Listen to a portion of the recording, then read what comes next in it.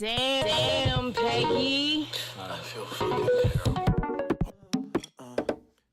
All I need is rest. I am uncontested. How can I confess this? Watch how I finesse. About 100 bands. How you so invested? This can't be your best, cause I am not impressed. Got my some fucking stands. Colors through my body, I'm a different shorty. You my favorite Time I mess. come around, it's like I dump the band. Bitch, I'm never pressed. Keep a fresh beat, ride down 86, hit. Roll deep like the cat. Bitch, I'm Smoke. too fly in the whip, hit. Fake news, we ain't pressed. Is it safe now? Got my trade pound. It's a bitch wanna test. Team, follow my command. Work hard.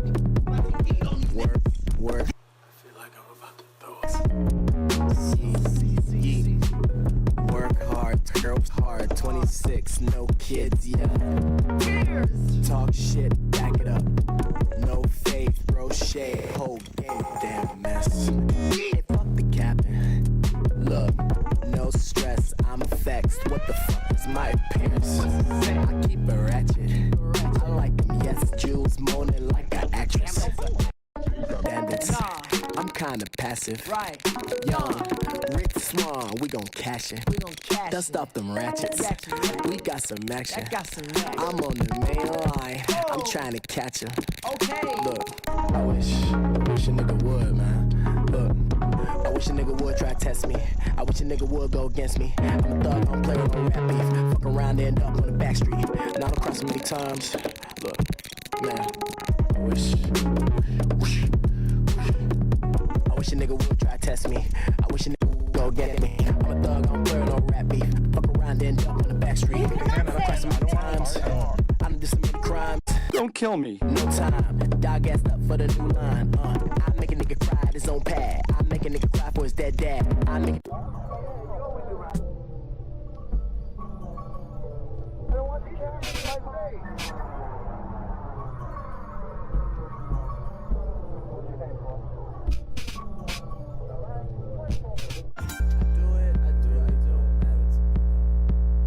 Tom, Varg, Morrissey, yeah, bunch of timid white who can't fuck with me.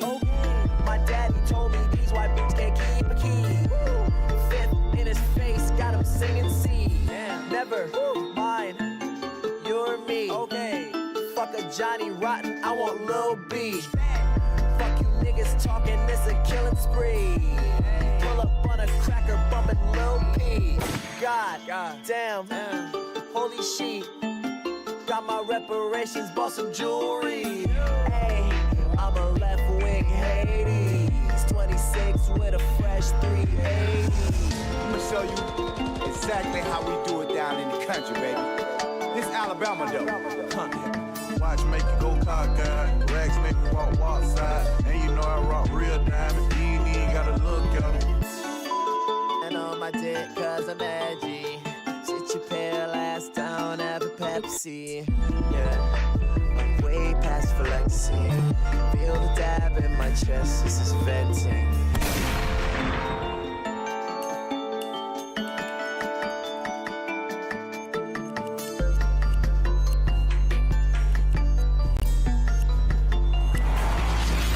Now, baby, I'm Okay.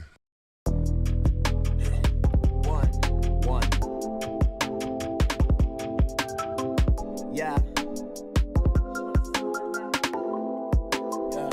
She wanna sit on my lap. You think She you wanna know sit me? on my lap. Yeah. She wanna sit on my lap. Damn, Peggy. She wanna sit on my lap. Hey. Yeah. She wanna sit on my lap. Yeah.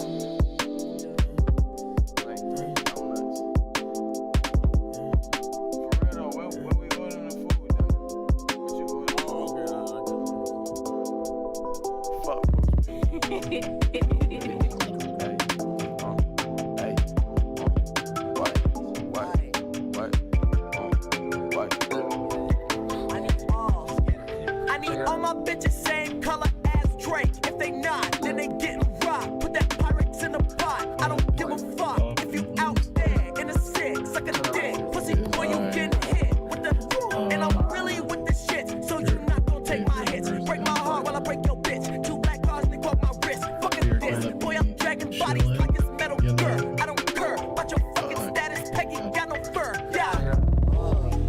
Going up right now. Yeah.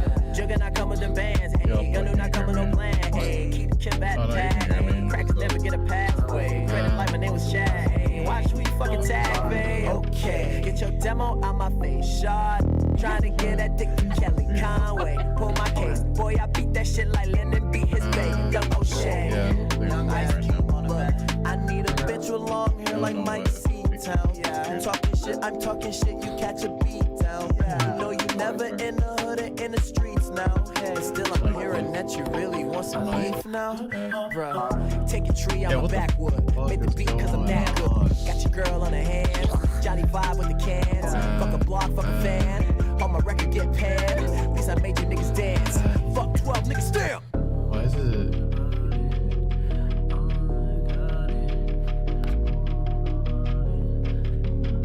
My God.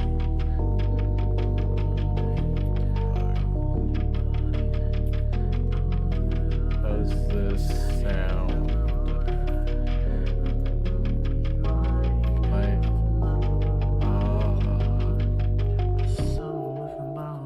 I don't know why it.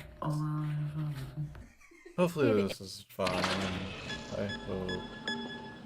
If anyone has, you trim this up. If anyone has any complaints, just let me know. I guess. How is being recorded?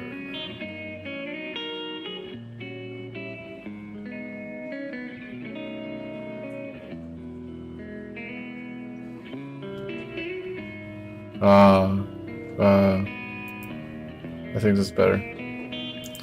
Alright guys, I had you all my turn that down. Yeah, damn. Oh, you ain't got your flag now, nigga. What? No badge, no gun. You was not tough. Got the Benelli M4 with the hurt big my nuts. Two can't stand whip it ears. like big rub. Pay homage. You are not a guest, you're a hostage. Rap game thirsty. Piss same color as logic. White boys act tough. Oh, you're gonna hear the Shorty acting like fireworks. that. Beat his ass till he rusts. Out to all my great American page views. It's so hard to come off with. Catch me serving storm. I put the judge in the seat. I send that bitch I to think the that's beat. I heard she pray to Allah. Now bitch you praying to me. I do this shit for Khalif. These coppers begging for war. You niggas marching for peace. I make their family weak. Kill them or give them the beats. We put Did I the gun close in the your wrong seat. fucking Nigga, thing? head on a ride. I thought my thing was working.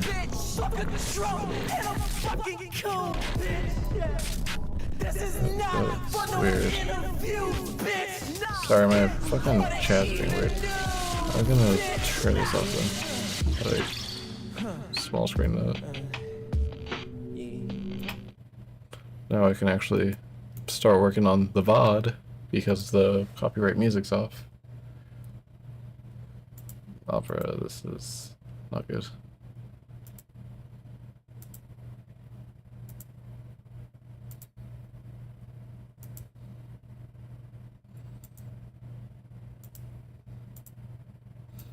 Boom. Scene, screen, scene. I'm already getting tired. This is not great. No. Settings. Widgets. Create. URL already exists. Then where the fuck is the thing? Now I'm just gonna have this over here. Oh, there's my chat.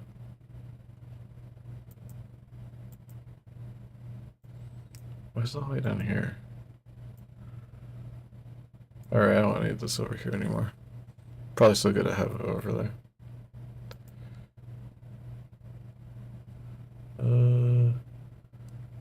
Anyways, let's start doing the fucking this on stream shit that I'm so dearly trying to copy or something. Hey, I lost my glasses, so now I don't have glasses. As it goes. push overlay. There you go. Jump spot.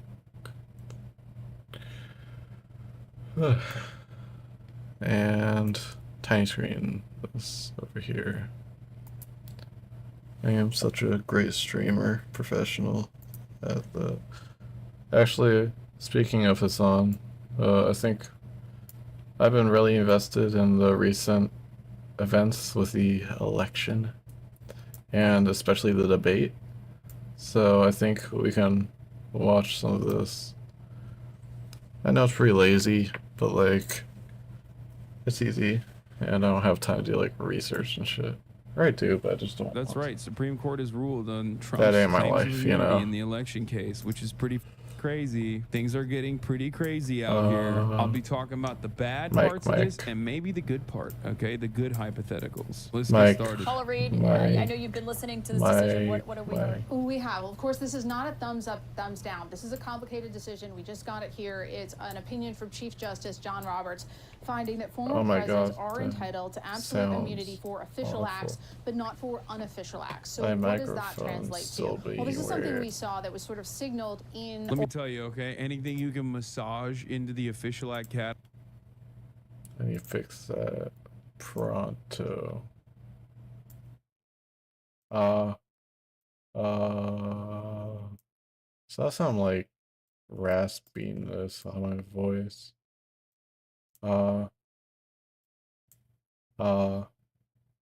Yeah, I think that's good.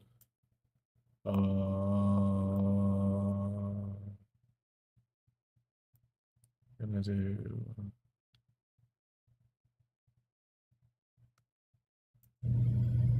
What the fuck? That sounds weird.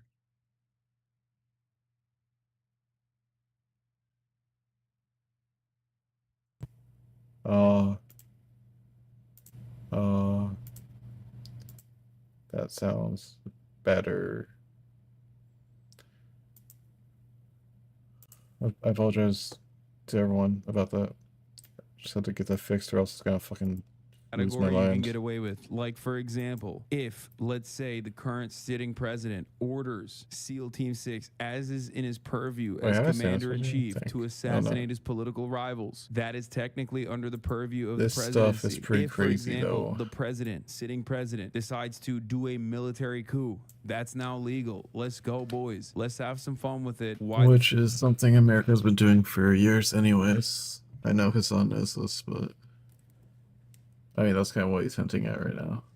Nah, you feel me? Let's go. Let's go, Brandon. What is happening? Dark Brandon time. Send have it to Gitmo. That's what I'm talking about, dude. Get freaky with it. Get freaky with it. Throw all the governors that you don't like in Guantanamo Bay, okay? Or I guess I could just watch the video he's watching right now. So I don't have to, so I can do my own commentary, I guess. I mean, people already probably know this is a... Oh, it doesn't fucking link the video? What intonation? Oh, no. Literally go into the Department of Education and wipe out all the records. Who's gonna stop you? You're the president. It's an official presidential purview. Do it. Do the thing. Fucking YOLO. SCOTUS said Iran-Contra was unprosecutable. Nixon, literally everything Nixon did, vindicated, okay? Wasn't wrong. In essence, all of the details as to... Actually, I don't watch this video. You cannot say Hannah, I don't want to argue. You do want to argue. You wanted to make your point, so let me make it back. And then you're going to try to say it's too spicy for me. No, I got you. Like, let me respond to you. It is not capitalism coming in and enshrining enslavement. And in fact, capitalism is what got rid of it and started pushing back against this centuries-old awful institution. So to say it's capitalism, I think it's honestly offensive. We are approaching the 150th. Oh, the viewer just joined and they left. This is sad.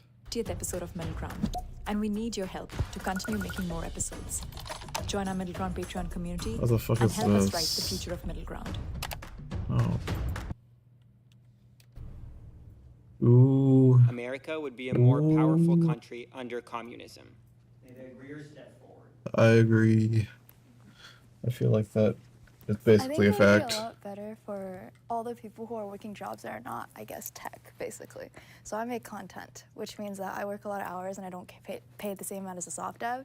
So I think it would create more creativity in certain like creative industries, artists. If you make a bigger pie, everyone gets a bigger slice. Yeah. Yeah. I think one of the main misconceptions. That's basically what communism is. Everyone just gets the same slice. Genius. Turn our lights on. Is that it's just making everybody equally poor. When Marx and Engels wrote repeatedly that the first step under communism is increasing the productive forces. In the U.S., 80% of our population is living paycheck to paycheck. If you provide people's basic needs, if you invest in economic growth and in jobs and in infrastructure. Well, I'm not even working paycheck to paycheck. I basically am just floating at the bottom right now. Because I have a job right now, but my job, it wouldn't be able to give me a livable wage. And I have no real way of finding a job for a livable wage. So if I want to get kicked out of my house right now, I have to like ASAP, as fast as I can, pronto, find a job that can actually give me a good wage, which is like almost impossible feeling. So that's my thoughts on that. Rather than investing in endless war and massacring Muslim people in Gaza, you're going to make this country a lot stronger. You're going to make the people a lot more stable here. Oh, you can't see a fucking... I grew up in Denver, Colorado. Was born in Dallas, Texas. Can you? American, Why is this black on Congo. If my family was able to come here, of course, they would have some capitalist connections. So I grew up very much with the idea that everything I need is under capitalism. Individualism, freedom, all these things are under capitalism. But I'm black in America, so those contradictions really just create that friction. I'm like, this doesn't align with what I was told and what I'm actually seeing or actually feeling. So when it comes to communism, when I actually read it, when I went from Marx to Lenin to Mao to Deng to Fred Hampton, I started realizing like, oh, this is patriotism. This is the idea that I look at another American and think to myself, I want you to be fed. I want you to feel fulfilled in your life. Exactly. I want you to feel like you actually have control within your society. Exactly. Honestly, who grew up in that right-wing area, that flies over everybody's heads. Exactly. Disagreeers are walking quick on this one. Because if everyone has the opportunity to screw someone over, then there's always going to be screwed over people. That's the whole idea. Can I say something first on this one to be Hey, is that doggy down there? Here's my argument. Hey, How come every communistic country has to build a wall or a fence to keep people in? China ain't letting people... It's not to keep people in, it's to keep people out, because people are gonna come over and fucking screw them over. That's stupid. People out. My grandma, I remember going... My grandma... Yeah, but where did you come? But where did you come? There's not a mass immigration into Venezuela, into China, into Russia. Where do people want to go? Switzerland, America, Sweden. They're all talking about, we need to build a wall because people are coming. China's not going, well, we better build a wall because all those Americans are coming across. Nobody's going there. So you legally cannot. But no one can't go I went to there. school growing up, and every single non-Asian or anyone else that's like American or Canadian that's gone to China has never wanted to come back to the U.S. That's something that's really interesting. So I think it's like if you've never been. That's an adverse selection, a group of people who are Let her already. finish your point, and then Like, I got you. I guess like whoever has the open mind to go visit usually doesn't want to come back. And I do live streaming, so I know a lot of live streamers who like permanently move over to the like Asia, especially China, because not just it's cheaper, it's also just higher benefits. Most people get like free healthcare, so it's a lot easier for you to survive there. I think it's not because people don't want to go. It's also because you're taught propaganda since a young age. China's scary, China's bad, evil, red dragon. So people don't. That's what everyone in the fucking government says, and they don't know jack shit about the place they're talking about. Because they don't learn because they're too afraid to. That's the thing, people are too afraid to learn. If it's not in a fucking school textbook, apparently it doesn't fucking exist to anyone. And even if it is, they fucking ignore it and like misinterpret it and shit. Like you learn about actual communism in school, it sounds fucking hype. But then they cut off when it actually starts getting to the hype parts. They get to learn outside of school to actually understand what the fuck you learn. so depressing. I would definitely argue that a lot of China's success is due to the introduction of free markets, but if we want to run with this idea that China's a socialist country, which is just fundamentally untrue, I could also just point to the fact that they're super low on the H. Yeah, I mean, it's not like fucking actual communism, because like no country's actually done actual communism.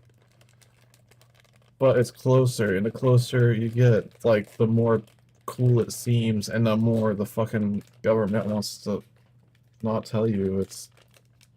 You guys know what I'm talking about. HDI, their GDP per capita is like $12,000. The U.S. GDP per capita is $70,000. So like, I would say in terms of like economic success, we're definitely doing way better.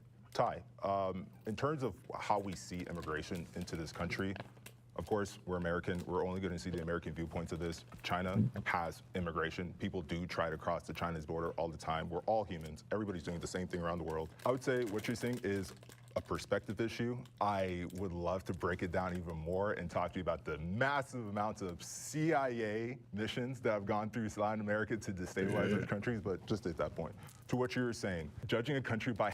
The way he said that seems very conspiratorial. I feel like that was intentional. But there is a lot of government interference in a lot of socialist countries, which makes it hard for them to either reach true socialism or true communism. And that's not even like a secret. That's not even a conspiracy, it's like an actual thing. How much the wealthiest people in their country profit in their company. We both know what GDP means. It's a bad faith way to really explain what your about country. HDI? Human Development Index. And how so it's measured by... This guy looks like fucking Chandler from The Office. I'm trying to think of what he looks like. He looks like a... It's like trying to cosplay like the 20s. Things like health, income. It's the UN standard for like how well an economy is doing. So from that point, perfect. Healthcare, we rank 37 in the United States. Cuba ranks 2-1. Oh God. Sure. Yeah. Hold on. Wait. Hold on. Cuba We gotta ranks take a what? step back. Cuba ranks what? Wait, I really want to engage. They've been with this. #1 and #2 and hovered through those spots. According to Cuba. Cuba uses their according to the doctors. Commonwealth Fund. According to the Commonwealth Fund and the... Wait. Cuba is 83 on the HTI. They use their doctors like slaves because 90% of the profit goes to the state. They literally trafficked their doctors. When George W. Bush opened up a program to let Cuban doctors escape because they were trafficking them and making them go do these PR campaigns in other countries to give health care, 7,000 people immediately came to the U.S. At one meeting, 2 doctors passed notes to other doctors they were on a hospital set with and said, kidnapped. This is propaganda. So I appreciate the emotional examples, 100%. It's not emotional. You can talk to the No Borders Sovereignty organization that works to get healthcare professionals out of there. You look like the nicest person in this room. I would hope you let me finish my point and answer. I got please you. Go. Well, I've been told. Yeah, they're fucking talking over him. Fear is happening in Cuba. They're doing this super scary thing with Cuba, which is great. I would love facts. So I'm giving you facts about doctors fleeing the country and also about how they're having to ration basic antibiotics in their hospitals. Yeah, we've got them under an embargo, obviously. No, medical things excluded since 1992. That's not true. That's been disproven by multiple studies. This year during COVID, Cuba made their own COVID vaccine because the vaccine did come from COVID. Intellectual property laws to prevent them from making using our vaccine. So they created their own, but they couldn't get syringes into the country because of the embargo. Because how are you supposed to get metal when you're on a tiny island country and you're surrounded by the U.S. military? Eddie, I want to ask can't you get any trade Exactly. How far back do you think the embargo is affecting Cuba? How long back do I think the embargo probably since it's been put on? Oh, really? But I think when we look at... No, let me respond real quick. In 1960, the USSR became the largest trading partner with Cuba. They started paying more for Cuba's sugar. Yeah. They started buying all of Cuba's sugars and paying more than the United States was paying. Fidel Castro's embargo had no effect on Cuba at all. So we can presume that up until 1991, when the USSR collapsed, that it didn't have an effect. So to claim that the embargo is affecting Cuba. And I think when we look at can I make a point? Because this is a point I've wanted to make for a long time. When we look at countries like Cuba and China, I think it's more important to judge them based on what they had before the revolution. Before Cuba had a revolution, nobody had access to health care. They were working on slave plantations that were dominated by Western multinational corporations. China before the revolution, yes, there were famines during the era of Mao, There were far more famines before Mao came to power and before China was able to industrialize and get to the point today where they're now one of the most powerful countries on earth. In the 1950s, the U.S. was already industrialized. China had to do that. They were a semi-feudal country in extreme poverty. And in just 70-plus years, they've become this economic superpower. That is through central economic planning and, yes, allowing some of those private markets in. That's by undercutting the U.S. on labor because they don't actually have to pay people very much. They don't have to pay them based on their value, so they can make people come over there and work far cheaper, have their companies there, and then we buy their products cheaper. We are propping up China's economy, and we've been really stupid with our own policies when it comes to that. And also, we are constantly hamstringing ourselves because our government keeps regulating our economy more, getting more involved, tying its hands, so that they are outpacing us, plus all the money we're spending on war, instead of actually like letting people keep their taxes and invest in more things. So they are playing us right now. The U.S. has been really foolish, but it's not because communism works. They were starving up until 1979. Let's look at exactly also, China's communism is not actual full-blown communism. And I don't think it could do that because of how America works. But I kind of want to play Metal Gear Solid right now, guys. I'm going to be real with you. I'm kind of in a Metal Gear Solid Snake kind of vibe. You know, that yeah. What? Oh, I was a little confused for a second.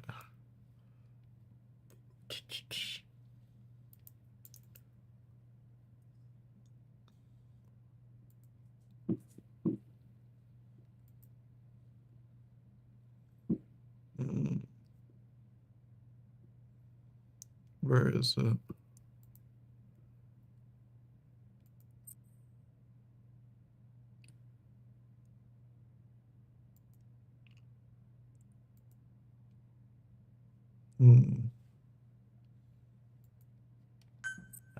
Metal Gear Solid Snake. Looks so dark, can't see shit. I need to like aim the camera better.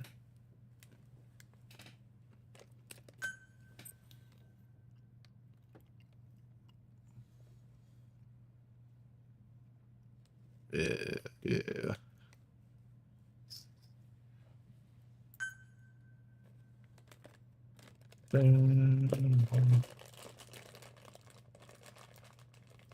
Y'all played Metal Gear Solid. It's a very good game. I like it. If you have not played it, you should play it. Do it.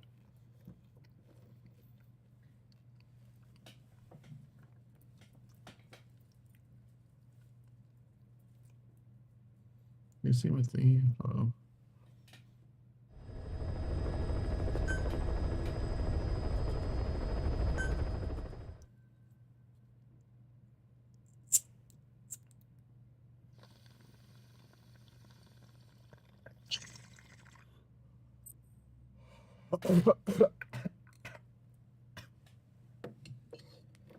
Yeah. That hurt. Oh.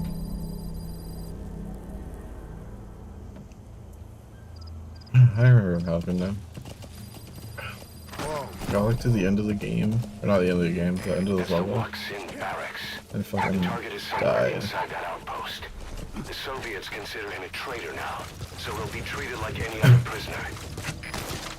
No. Have to go save the man.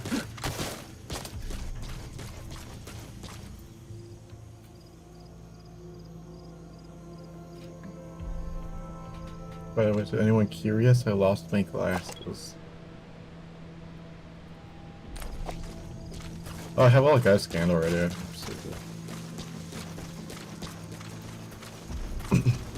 Gotta be stealthy, you know what I'm saying.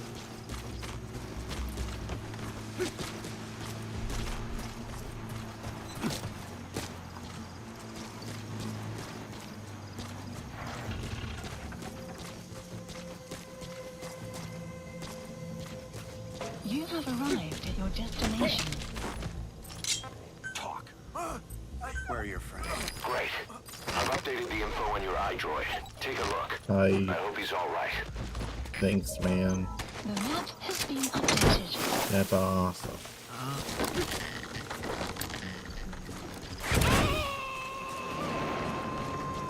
Oh, I can do these things now too? He's coming too. Roger that. See, the thing about doing that is what I usually do is I try and make sure that no one can see me when I'm doing it, to know how close I am relative to their eyesight. Like a little cool technique thing.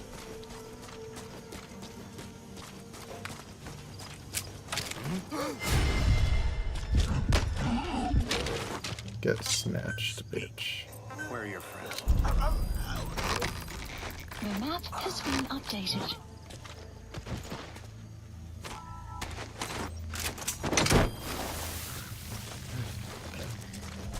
I need to wash my throat. I ran out of Pepsi. Or Coke, I mean. God damn it. Subject on board. Leave the rest to us.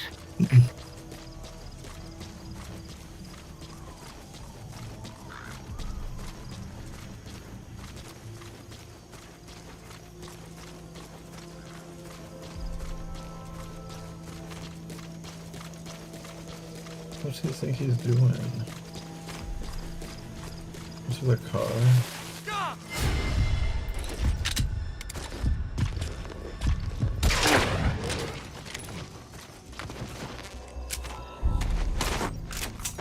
Seriously, what cars now? I want to steal the cars.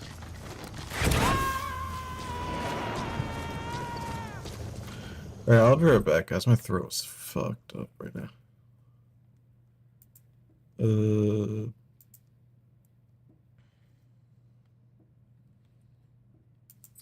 He's coming too. Roger that. Oh shit.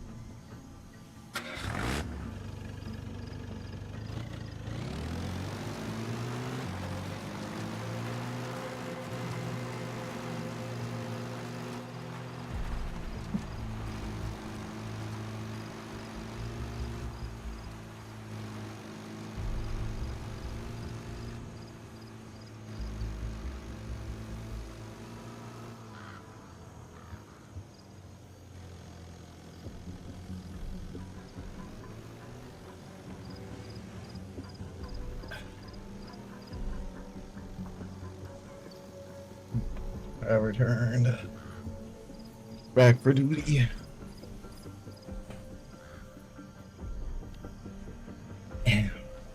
Hell yeah, brothers. Let's see how many people are on. Oh, you got no one on. Well, I guess in VODs, tell me, how's your 4th of July going? I don't know. You know, just be like that.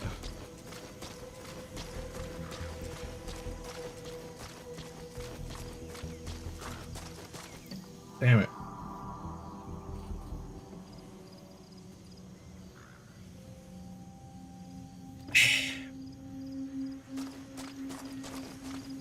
Always stay hydrated.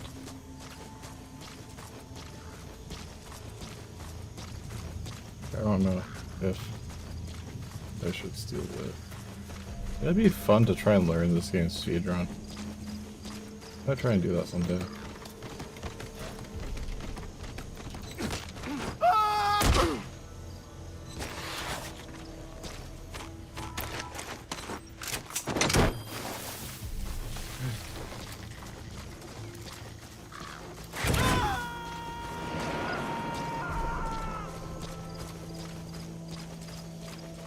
You gotta extract him.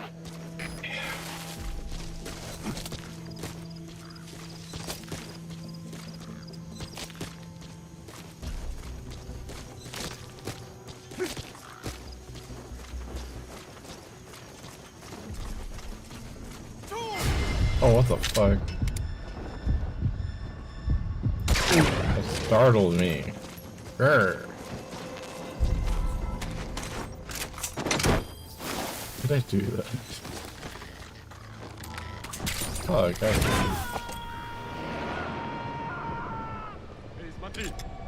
Analysis complete. Subject on board. Leave the rest to us.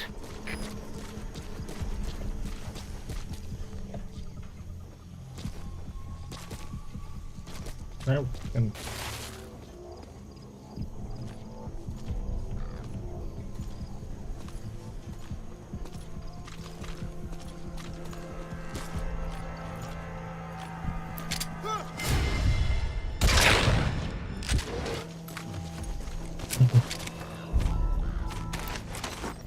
magnífica.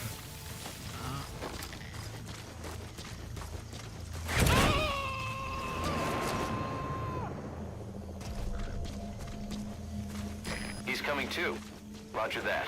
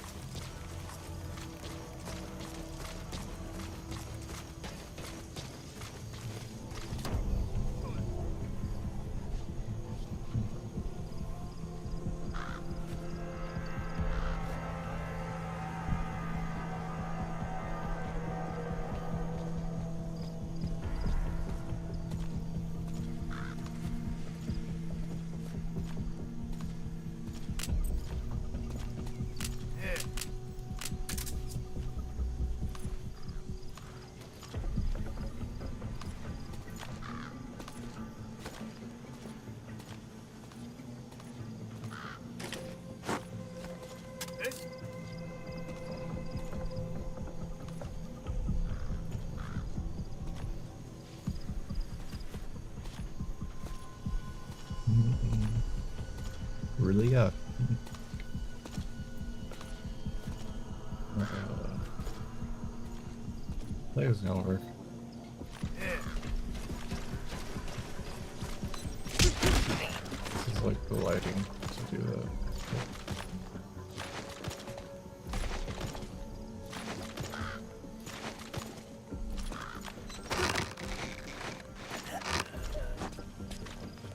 In the name of New Outer Heaven. I was gonna say New Haven, but that's not correct. Ow.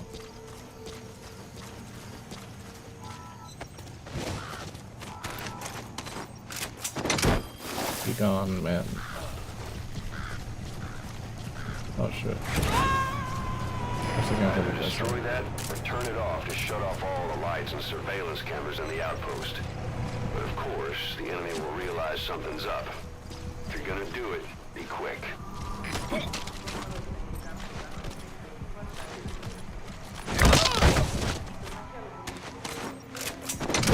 Circling is it now? Yes.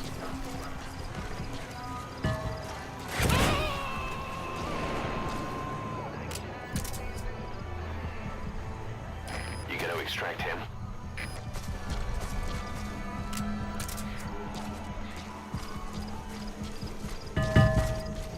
Oh shit. You hate how the sounds are so loud, but like they barely do anything. You never actually hear the sounds, you know.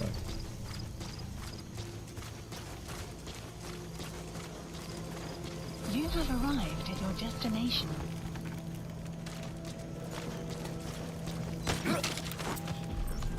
It did not see that guy.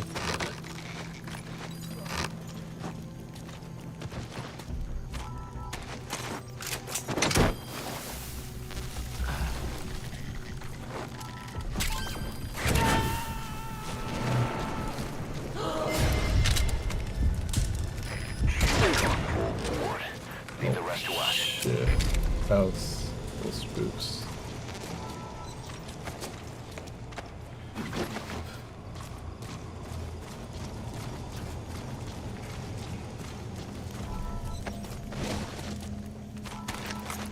Yeah.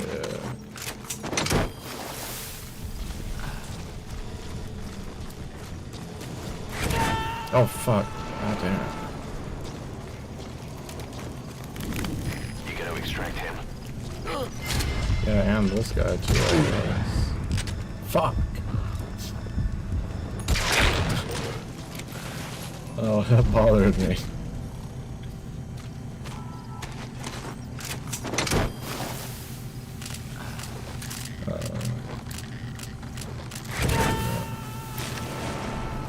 I'm gonna do this when I go Leave the rest to us.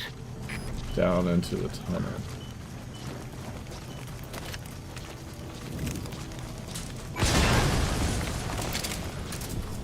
Just because I want to. Boss, you've entered a building. Yeah, I cause a little terror.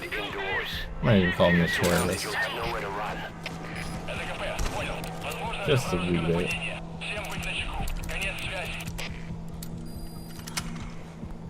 This will be a little fun. A little bit of chaos. Please select a support helicopter requested. That's the target. Looks like we found him. Это протез. Я его сделал. Это мой шедевр. Обычные протезы — это скучно. Я специалист по бионике. Я создаю биомеханические гибриды. Great. If there's nothing in the way overhead, you should be able to bolt in. Oh, can I fall in him? Actually, I guess I can. So used to carrying them onto the helicopter. I thought this was the one that's like wiring a filter. Target extraction confirmed. Your objective's complete. Exfiltrate out of the hot Oh zone by fuck. chopper or... Oh fuck.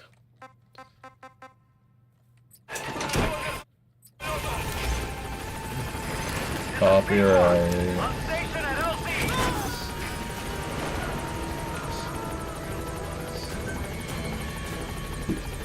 He's coming through.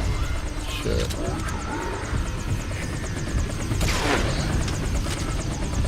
Wonder if this one's gonna work.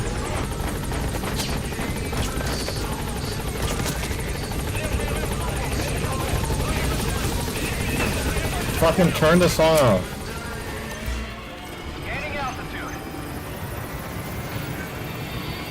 I don't want to get fucking coffee stripes. Those are the world be. Thank you. I know Kojima's nice enough to make a no copyright mode. Someone just joined again and left again. That's kind of funny. Sound settings. Custom soundtrack volume. Is that what it's called?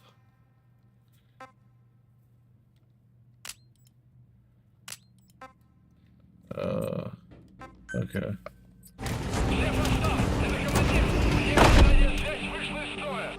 Extraction arrived at Mother Base.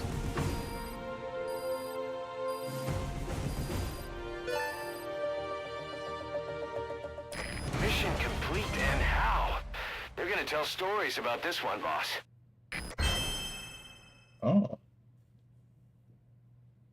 Nice. See guys, this is why you should smoke weed.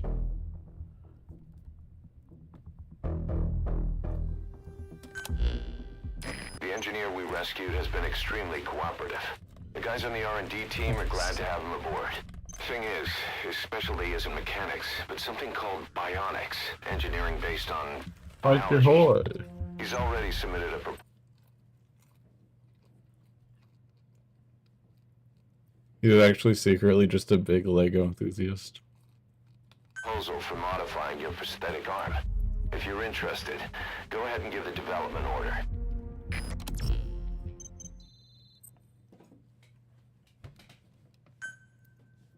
We captured a Bionicles professional.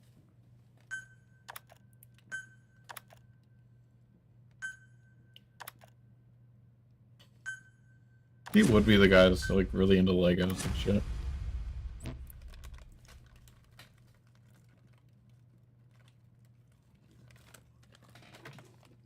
definitely has that vibe.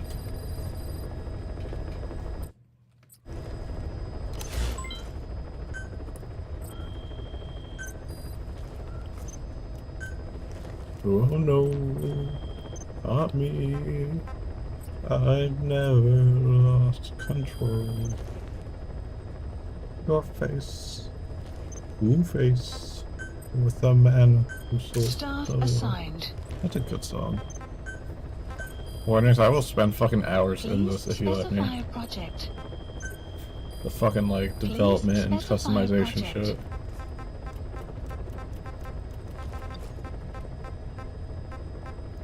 Mobility.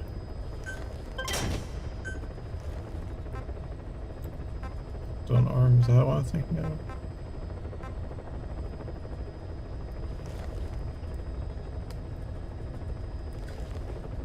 Oh, this is the fucking knocking one. I love this one. I love being able to knock. You just snap your fingers. And the sonar shit. Yeah, that's what I'm thinking of too. Just like knock on the fucking floor and instantly know where and why everyone is everywhere. It's fucking great.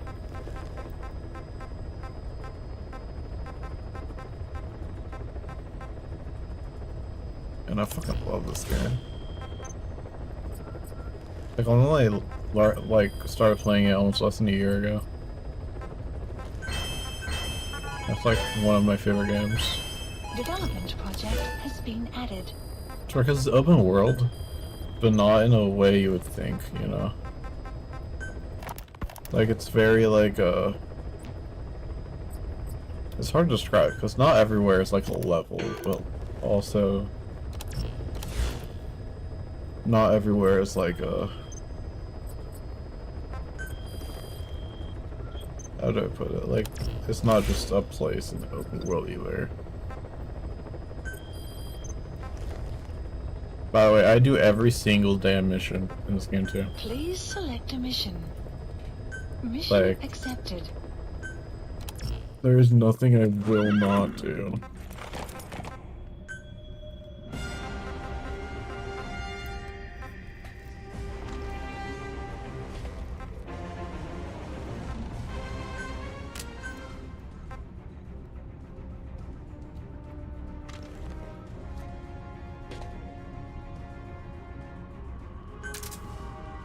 Oh, it's just a gold paint job? I'm a little stupid.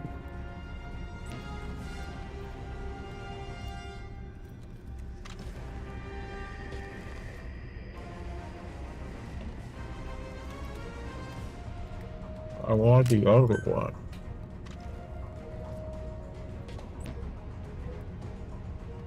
I'm very sad.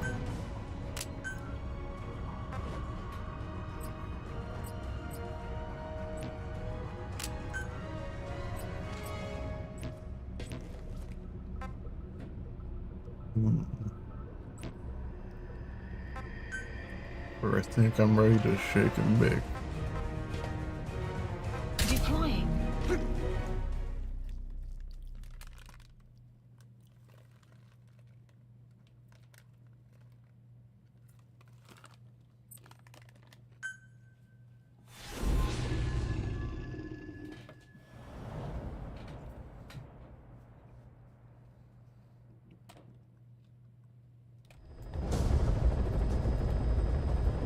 Boss, locate and bring back the U.S. military's new weapon Fuck code yeah. name, Honeybee.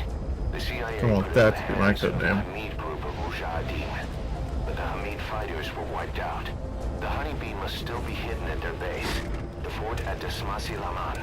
Unfortunately, the Soviets are looking for the weapon as well. You have to get to it before they do. Bring it back here. There's a photo of the target on your iDroid. One more thing. Apparently, one of the Hamid fighters survived. He's missing, but if you can find him, he might lead us to the target. I got an idea.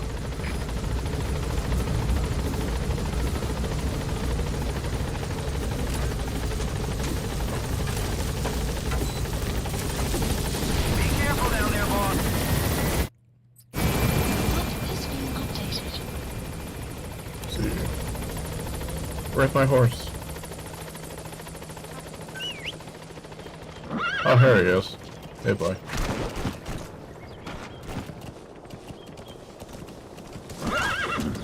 My horse is badass.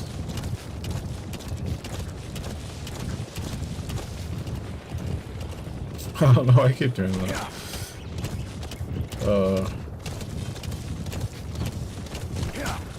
Yeah, there's not much to say about this level. I remember this one being a pretty big one though. I think the ending is where it like really picks up. It like starts off normal, but then fucking goes whack ass shit. You know?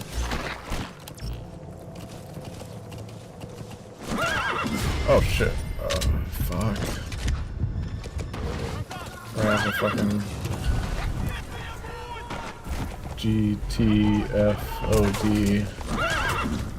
Is that what they say? Get the fuck out of Dodge. Yeah, fuck up. I'm not pushing it. Safe position.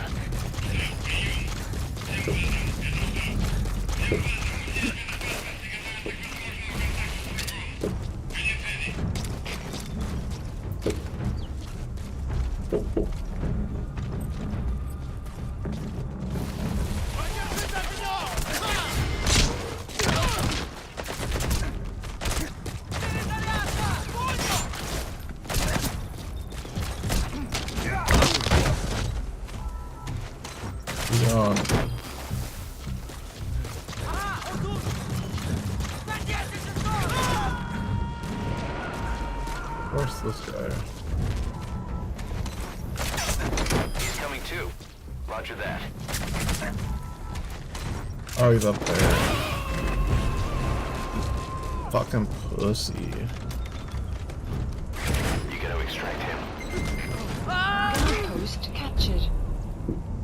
Oh wait, no, see. Hopefully they did not alert their compadres.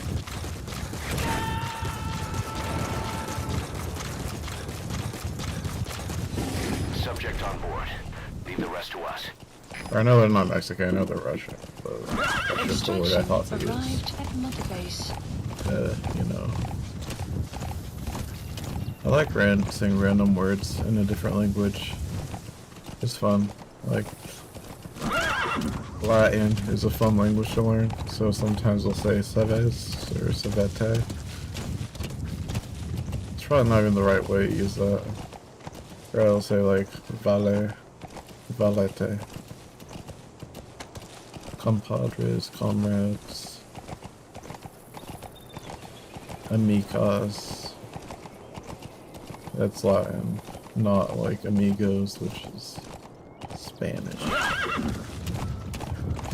I like doing that sometimes. I like the phrase persona non grata. That's fun. Cause it's like, I think it's like Greek or Latin for person not welcome. For like a distrusted person. If you don't like someone or if they're not welcome, you would call them a persona non grata. Or they are persona non grata.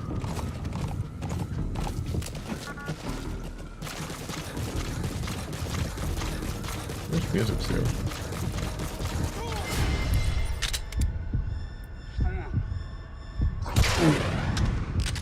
I gotta go for the headshot.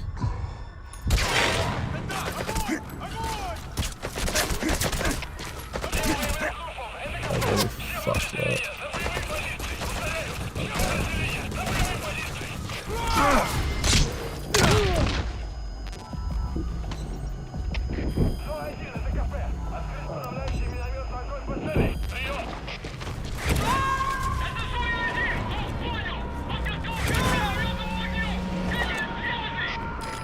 Extract him. Analysis complete.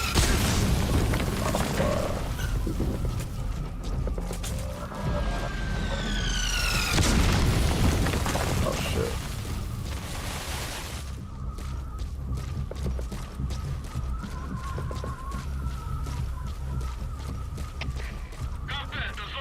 Yeah, fuck Fucking mortar is hardcore now that I think about it. Like, for one guy. Like fucking airstriking them.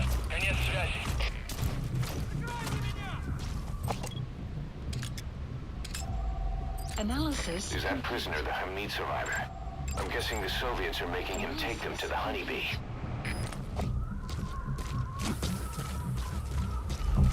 Is this even the same place? I feel like this place is a lot different than what I remember.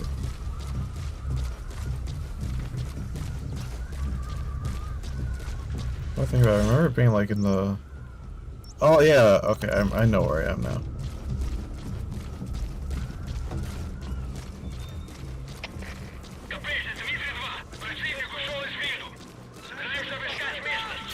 Fuck. God damn it! Fucking great.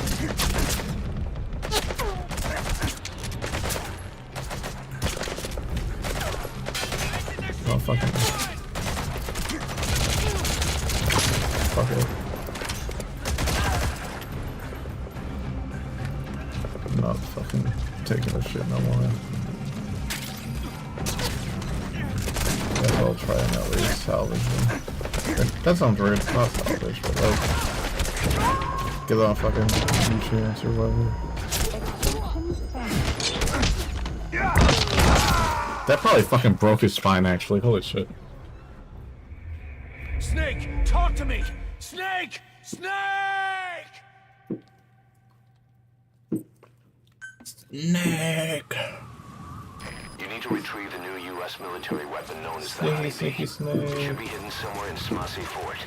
There's a photo of the honeybee on your iDroid. Sneak Lord Snake.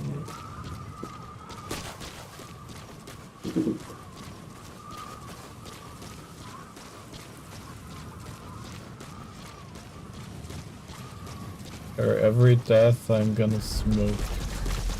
That's how we do it now. That's how we roam this town. A Soviet relay You know what I'm saying? Home slices. think there's something in there Home that could lead dogs. us to the honeybee. Oh fuck, I actually shouldn't. See, it's hard not to, but I feel like pulling your gun out is like honestly one of the lower end ways to knock out an enemy. I feel like it adds too much conflict. Oh fuck.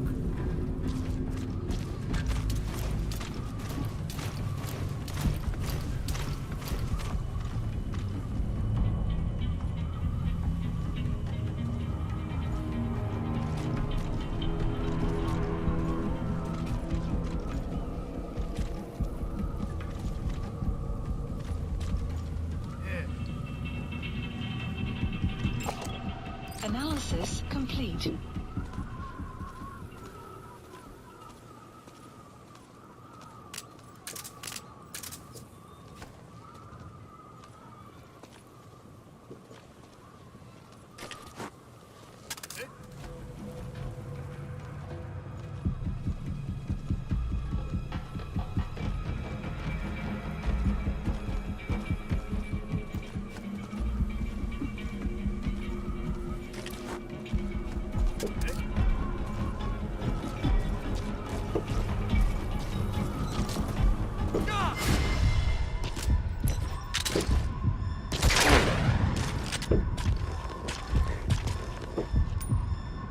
I'm trying to deal with the horse.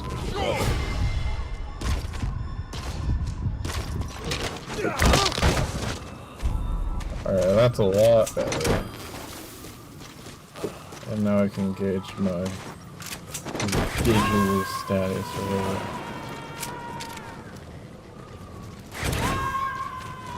Subject on board. Leave the rest to us.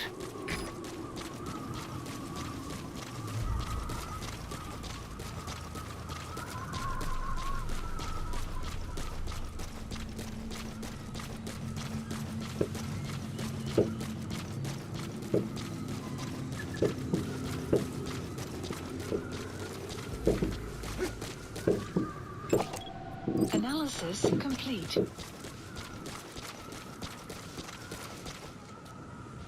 Oh, I'm not even crouching right now. That's not great.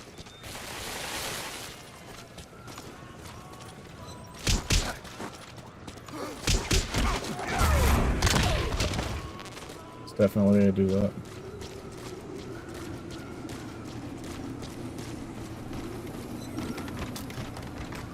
Me, motherfucker. Gonna join the... Fuck.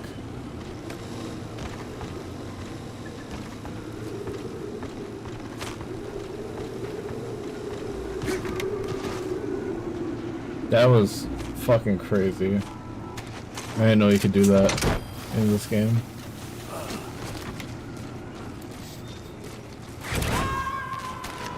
That's fucking news to me. He's coming too. Roger that. Okay, sorry. While I'm doing this.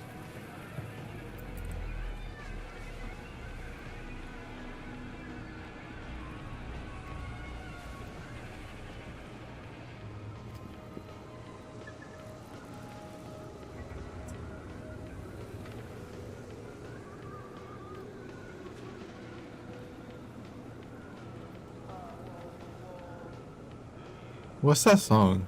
I feel like I recognize it.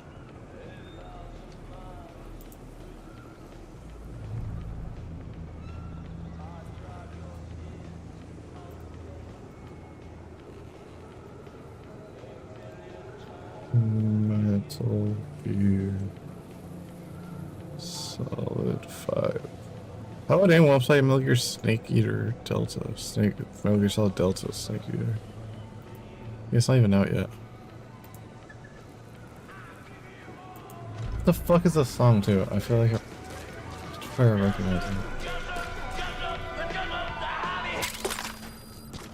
Rebel Yell. I did not get this song before. This is a new song to me. Do I have that in my... I have a playlist on Spotify of the Metal Gear Solid 5. Like song reference songs. Or music reference songs. I hate this area. Area sucks ass. It is not made for stealth at all.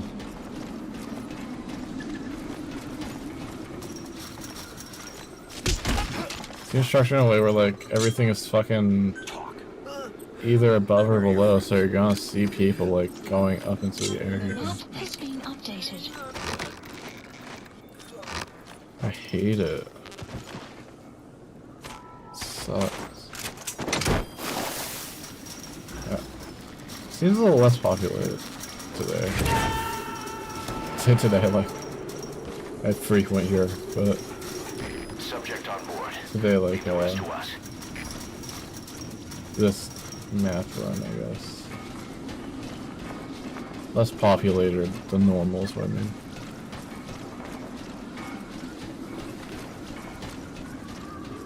Oh fuck, okay.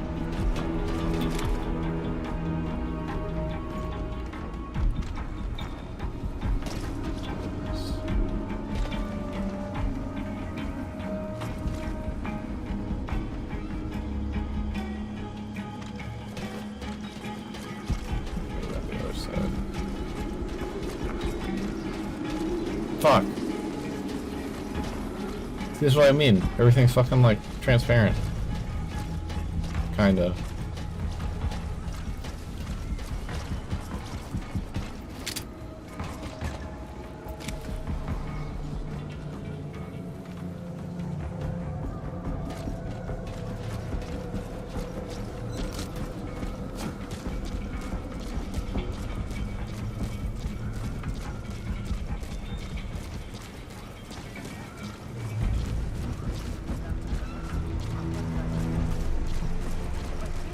I take this one.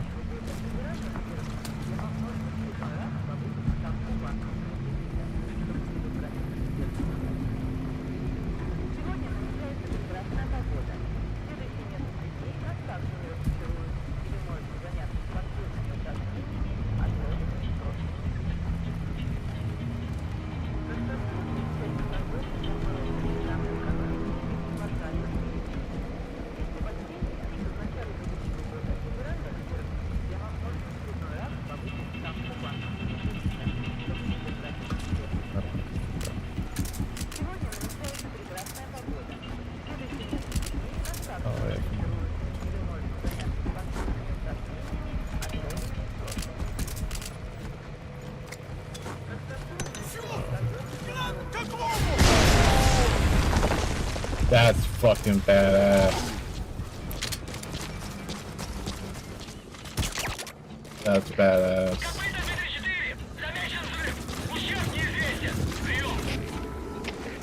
Oh, I said that was fun.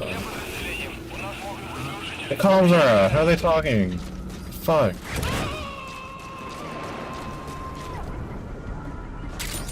Fucking explode them. He's coming too.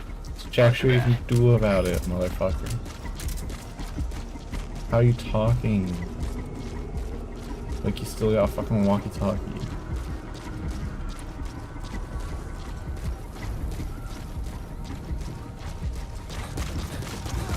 Oh fuck, no! I mean, I guess that's what I'm supposed to do realistically. Like if someone's a gun after me, but... Fuck you.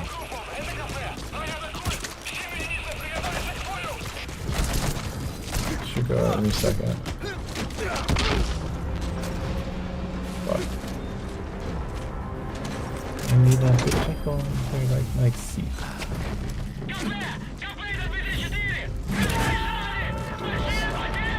I feel like a fucking badass right now, though. I'm like, oh god. You gotta extract him. Hey, happy 4th of July.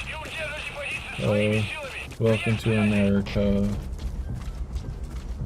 where we do bad shit because we're evil teehee.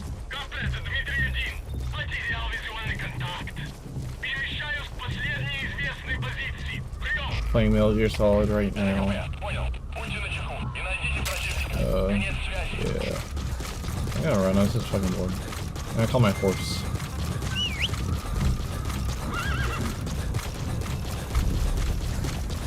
Vamana Samika. Go liberate the peoples. Elm too, what the fuck is an elm?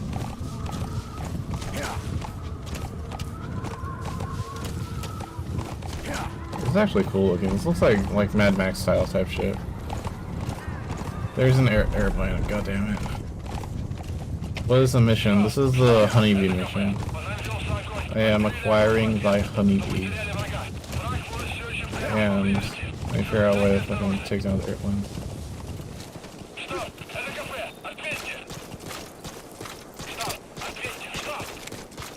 Who's he talking to? Man, no one there, man. There's no one there because I blew up the thingies. It's fucking goofball.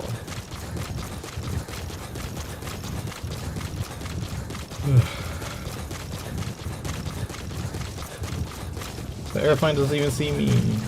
Or the stupid airplane.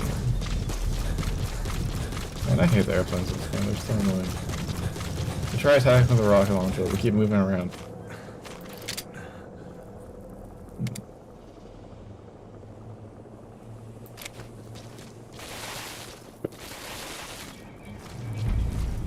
This looks like what I expect RDR3 will look modern soldiers. That's hype. That's hype.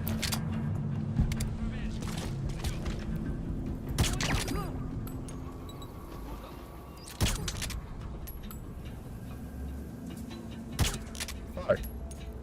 Get. Stop being a dummy. Boom. Get wrecked, nerd. The funny part about it is, this takes place in 1984.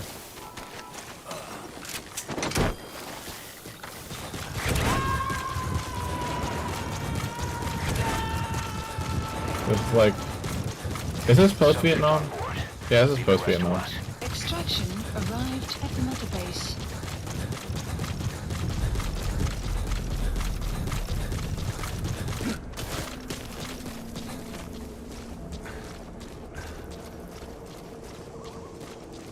Well, this is like Afghanistan, I think. Or I know it's also Russians, but I don't know. I think they might be out of country. So. Tread carefully, boss. Tread carefully, boss. You're saying your country, bro. Oh, yeah. Boss, get down. What? That's an enemy gunship. Stay low and crawl along the ground. That should enable you to sneak past enemies.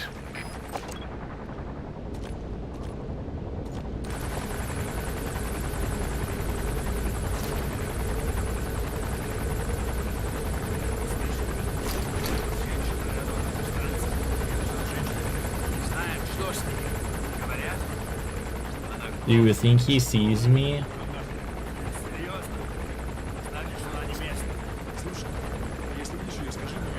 Like, bro, you can get down now if you want.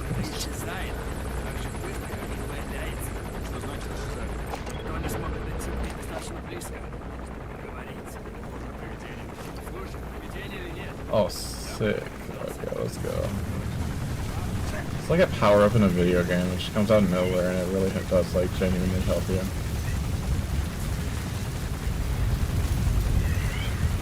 Honestly, it helps you more than it helps the enemy. So, but now I'm kind of getting lost.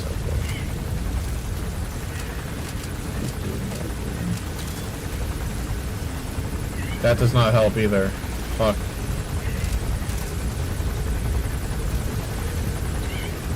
I think I don't know how I didn't know that the night reading goggles.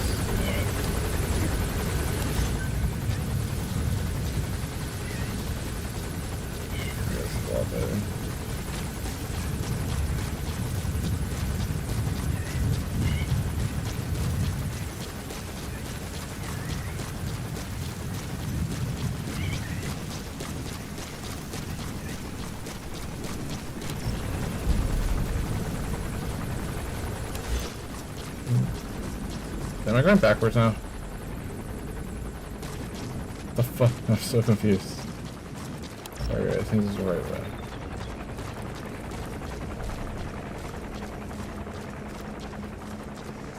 Spellers over there.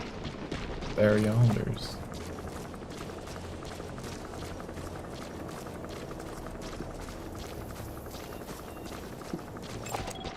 Analysis complete.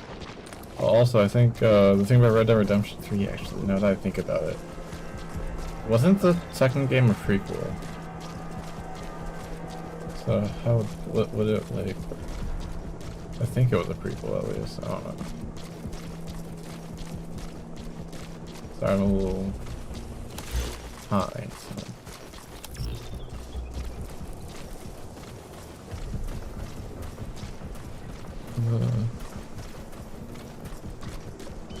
Yeah, a few days ago, not a few days ago, yesterday I bought Elden Ring, and then I refunded it, because I realized I shouldn't be spending money like that.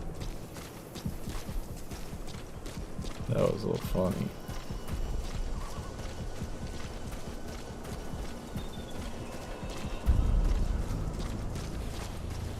What was I thinking about watching earlier? I was thinking about watching something.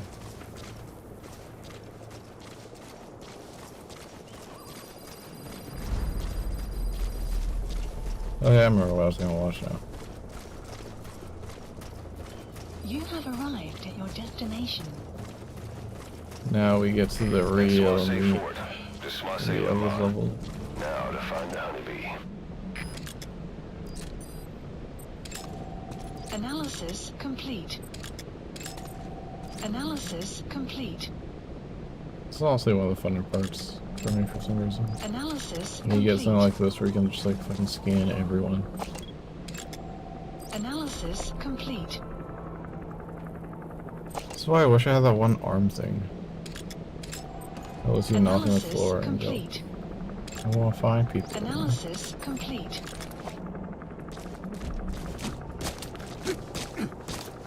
Oh shit, these guys too. Analysis Is that prisoner the Hamid survivor? complete. I'm guessing the Soviets are making him take them to the honeybee. To the honeybee.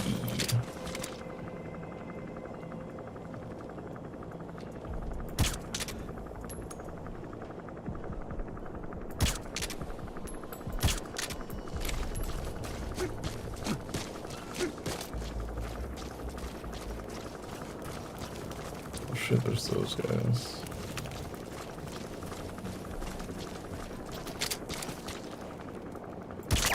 I think this is a good moment to be just kind of shooting people in honestly.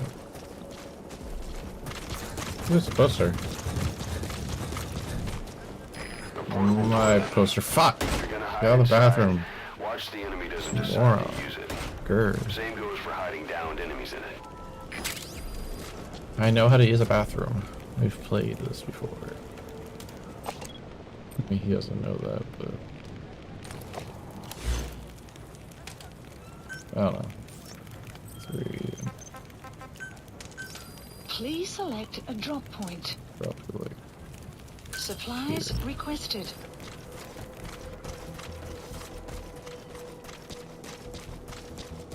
Why am I not crashing? Yes. Ooh, I can steal a radio. Supply drop I complete. can't. Fuck.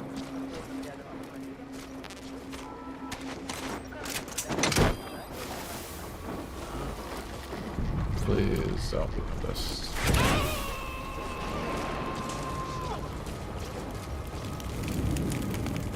He's coming too.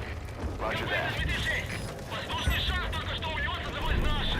Silence, I killed you.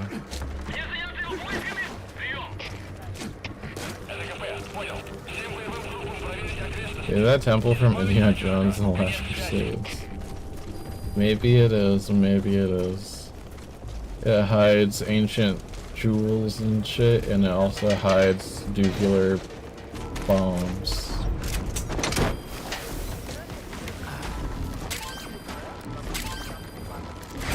Fucking pick the shit out of that, that's okay. Subject on board. Leave the rest to us. Damn it.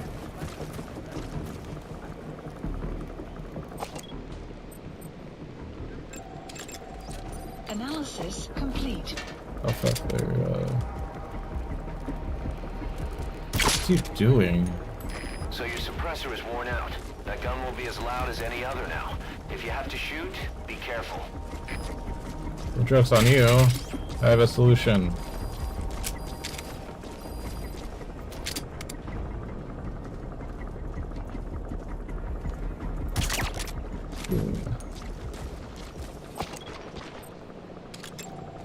Analysis complete.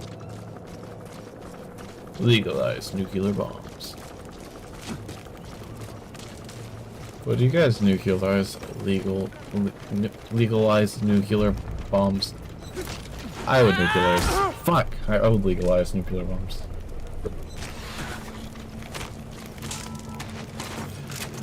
Nuclearize legal bombs. Are they aiming above their heads? Not trying to. I'm trying to aim on their heads. You gotta extract him. I mean, it's worked so far.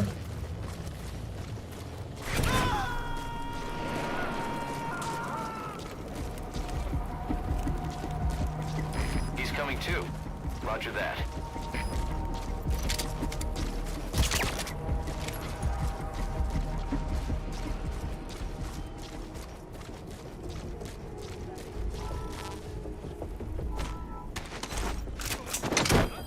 Go fuck yourself. Oh my god. Who sees it? Oh, it's him. See? You gotta extract him. Yes, I am gonna extract him.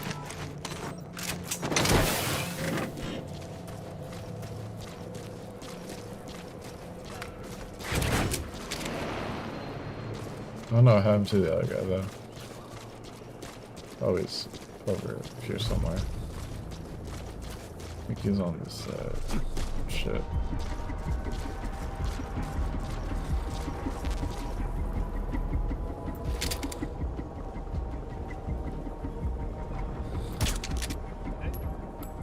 Get shit on. Get shit on. Get sh... Fuck you. Get shit on. Boom.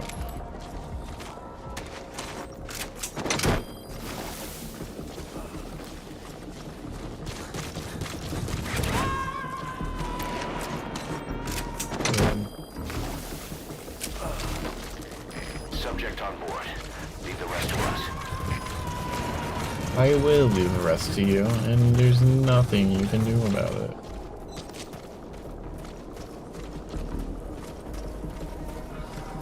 Extraction arrived at Mother Base.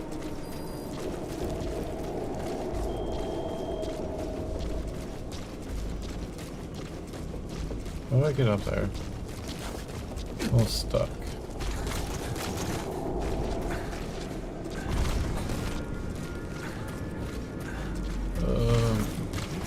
Oh, hey, what's up?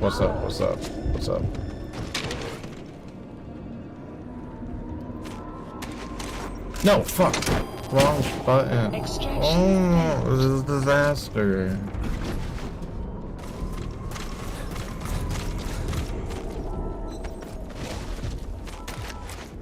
Fuck. Extraction failed. Why am I so bad at this game?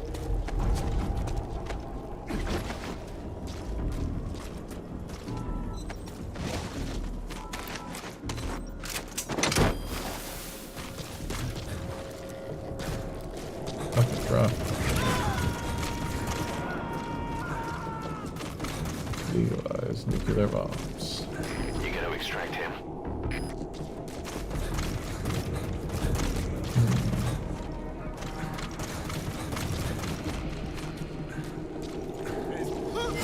Hey, what's up, bro? Fuck. That's closer. Speak. Where are your friends? There's blueprints here? The map has been updated.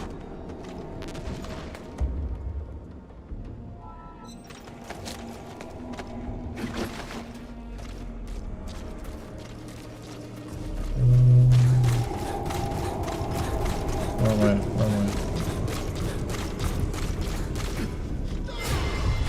Shit.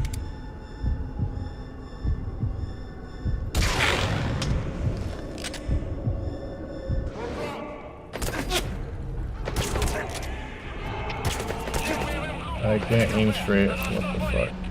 You know what? Fuck you, man. It's all your fault. I think I just killed him. I just killed him. God damn it.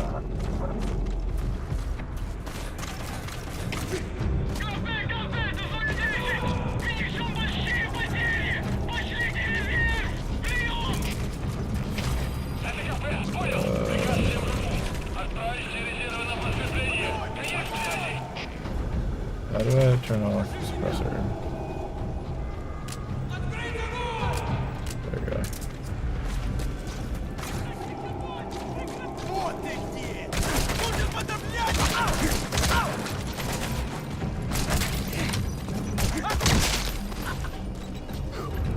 How did that fucking kill him? Oh my god. That's on you, I'm stealing your people. Boss, that's a serious injury. That's not great. That's not great. That's not great. Fucking move. You idiot. Solid.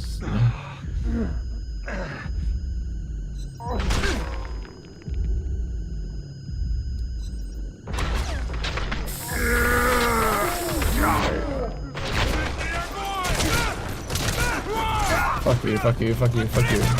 Fuck you, fuck you, fuck you, fuck you. It's a serious injury. Find cover and use first aid.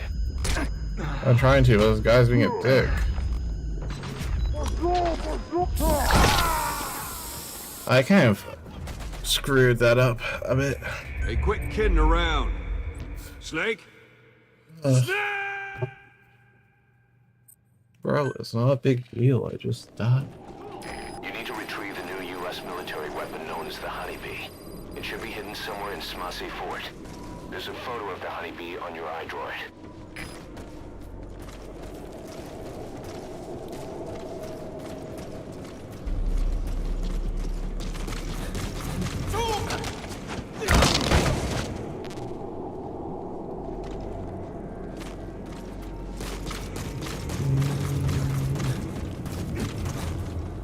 I can do this.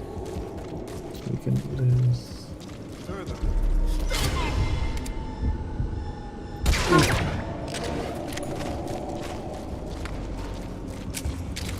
They're moving him again. Why would they do that? It's bad.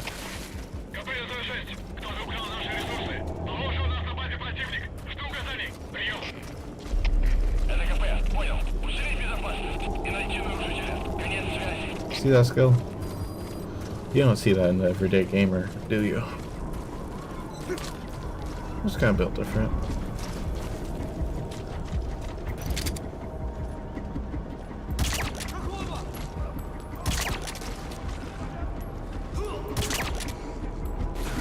Boss, you need to secure that prisoner. He has to know where the honeybee is.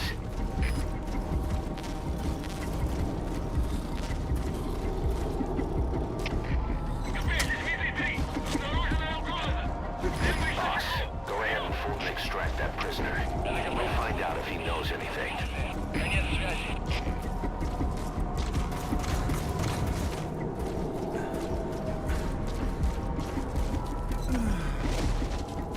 No.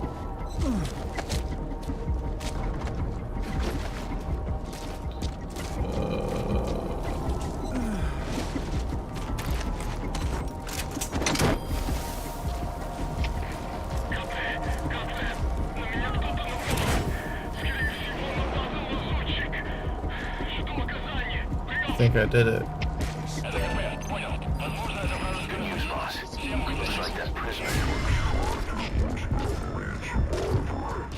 The guy's a mute, but he pointed out the whereabouts of the honeybee on a map. It's on your iDroid. It's on your iDroid. It's all about the iDroid. I'm just kidding.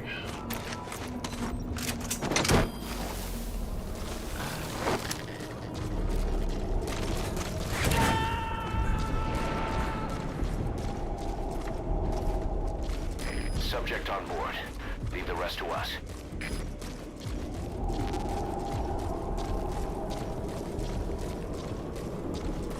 Now let's go to the journey of the center of the Planet of the Apes. AKA this cave. Actually, that's not racist. That was not meant to be racist. Why did I say it like that?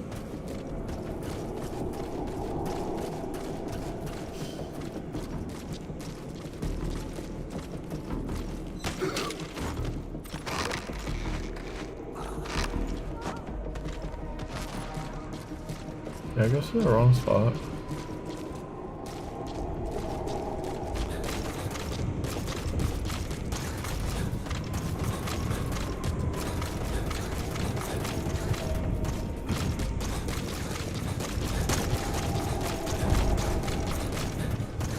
Oh fuck.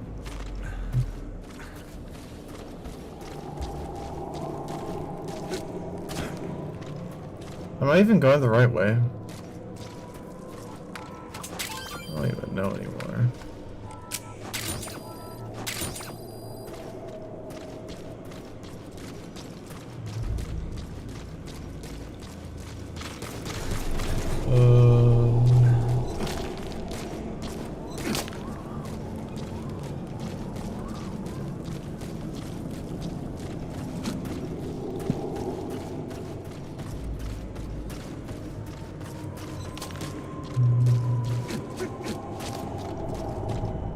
I feel like I'm going the right way.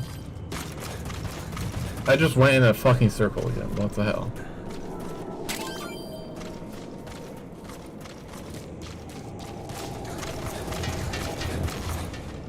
Oh.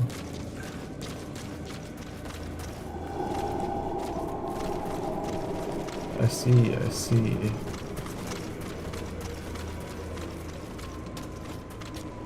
I don't see what the hell.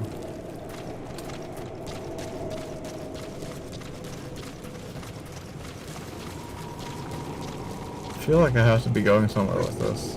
Okay, I think this is the right way. It's a really pretty area. I like this. This ancient relic architecture design.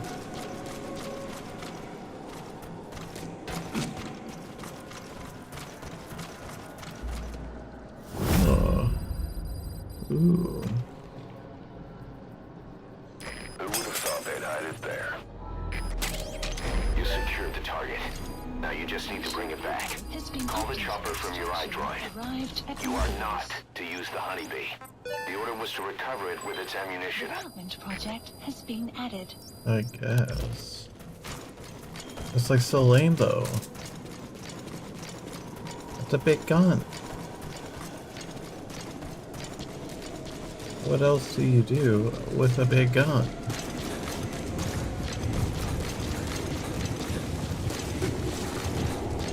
Like, I don't know what this guy wants from me.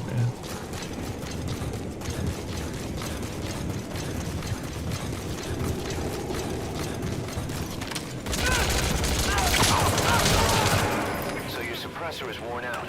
Now go. You're up to shoot.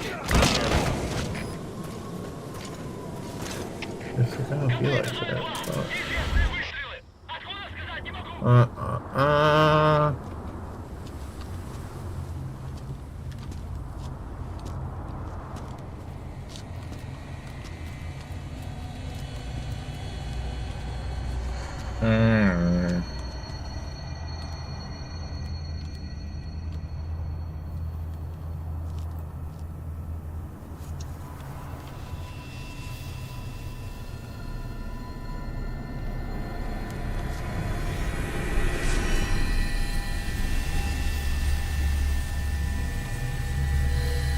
Oh no, a child.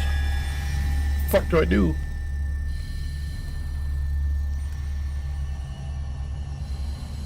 I have to flame that whole ambulance. Oh, this guy.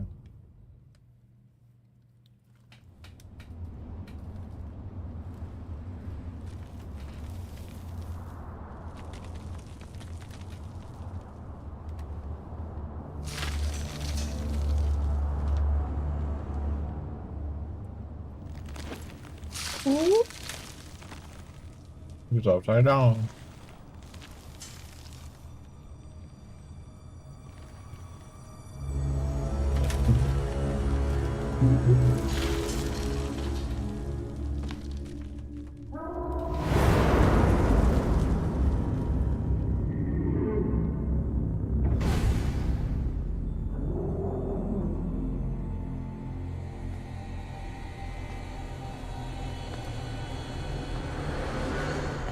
You look well rested, big boss. My, how you've changed. You became a demon for such little weapons as that?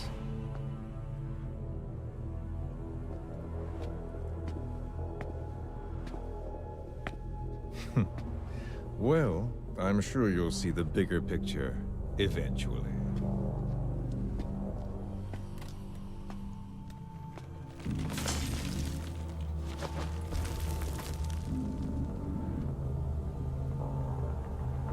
If you get out of here alive.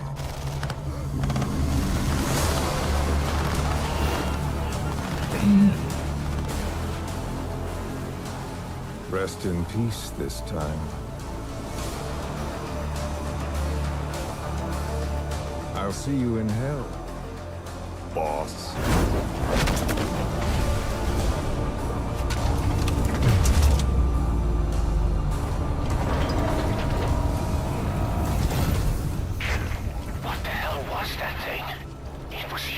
That's what she said.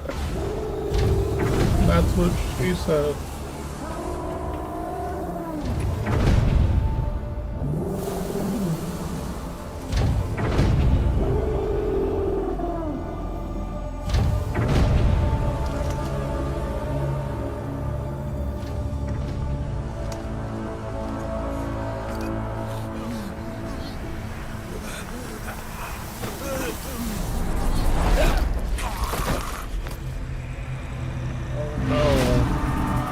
Guy. They look weird.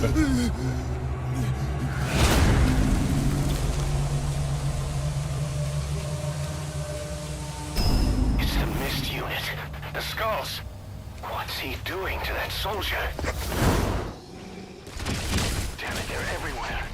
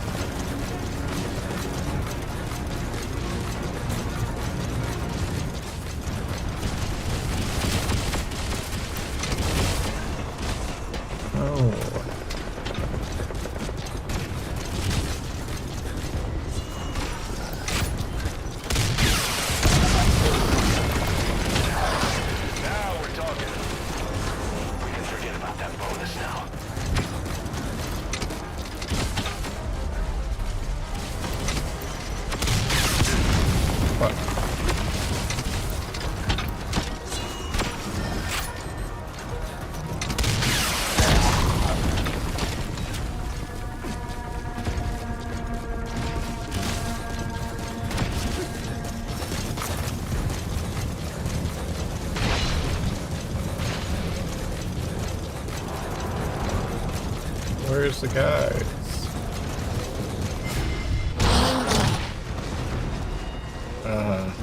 They're fucked.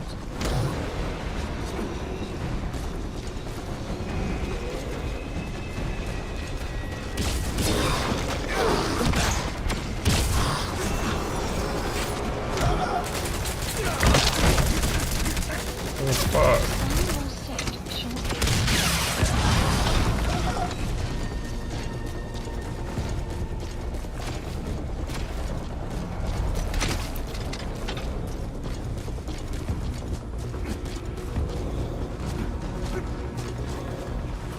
What do we do?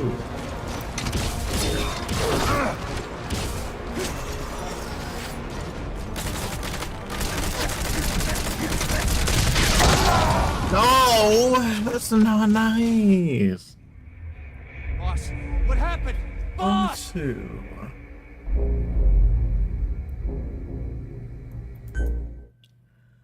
Oh.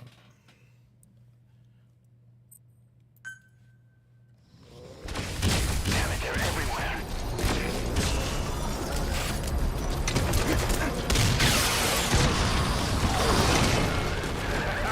Now we're talking. We can forget about that bonus now.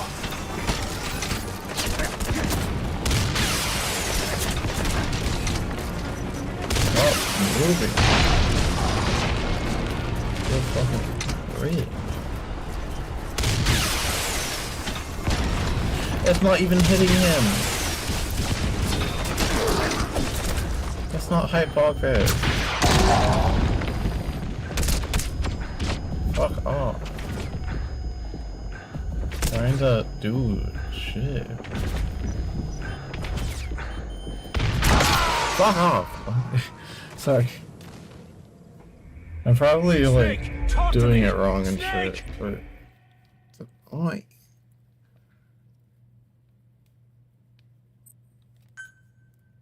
Ah, my eye. Damn it, they're everywhere. Fuck up. Fuck up. Fuck up. Those skulls are too fast. And they're a homing weapon. Boss, maybe it's If only I had a homing weapon. Take the dog glove. That was the wrong button.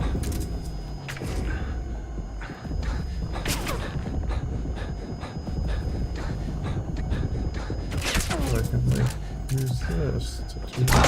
Fuck! I was spacing out. Hey, quit kidding around. Snake? How are you stuck hitting around? And get out here and blow up the guys with the big gun.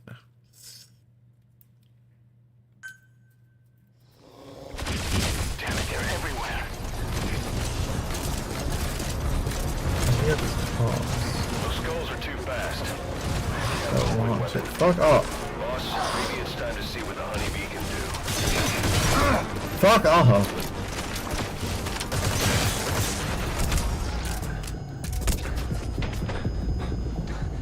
This is the thing about shooting games for me. It gets so... Since every bullet is like going so fast and going all at once, it's like, it really bugs me. Because the noise just kind of doesn't motivate me as much as it fucking bothers me. Fuck.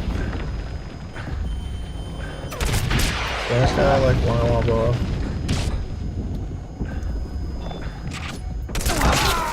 See, fuck you. Hey, quit kidding around. Snake? Snake!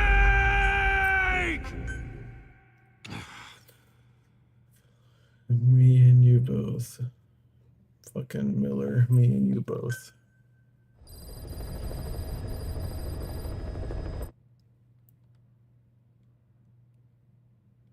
I've never played Metal Gear Online.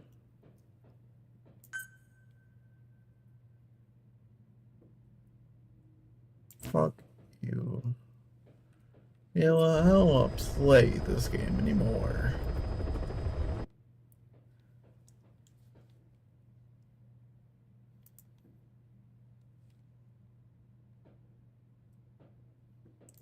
Okay.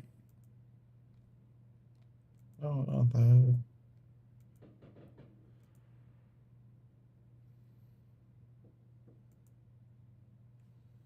Not YouTube Studio. Fucking the other one. This. Okay.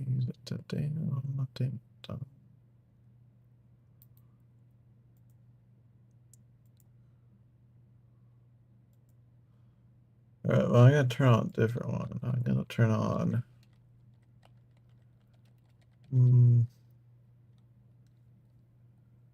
Story of MGS before release.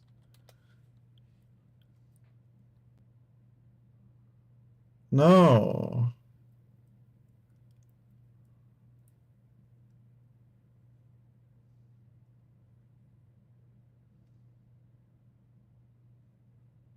These all seem so interesting, though. I kind of want to watch them. This one sounds funny. That's long as shit. God damn it. And I watched the whole video.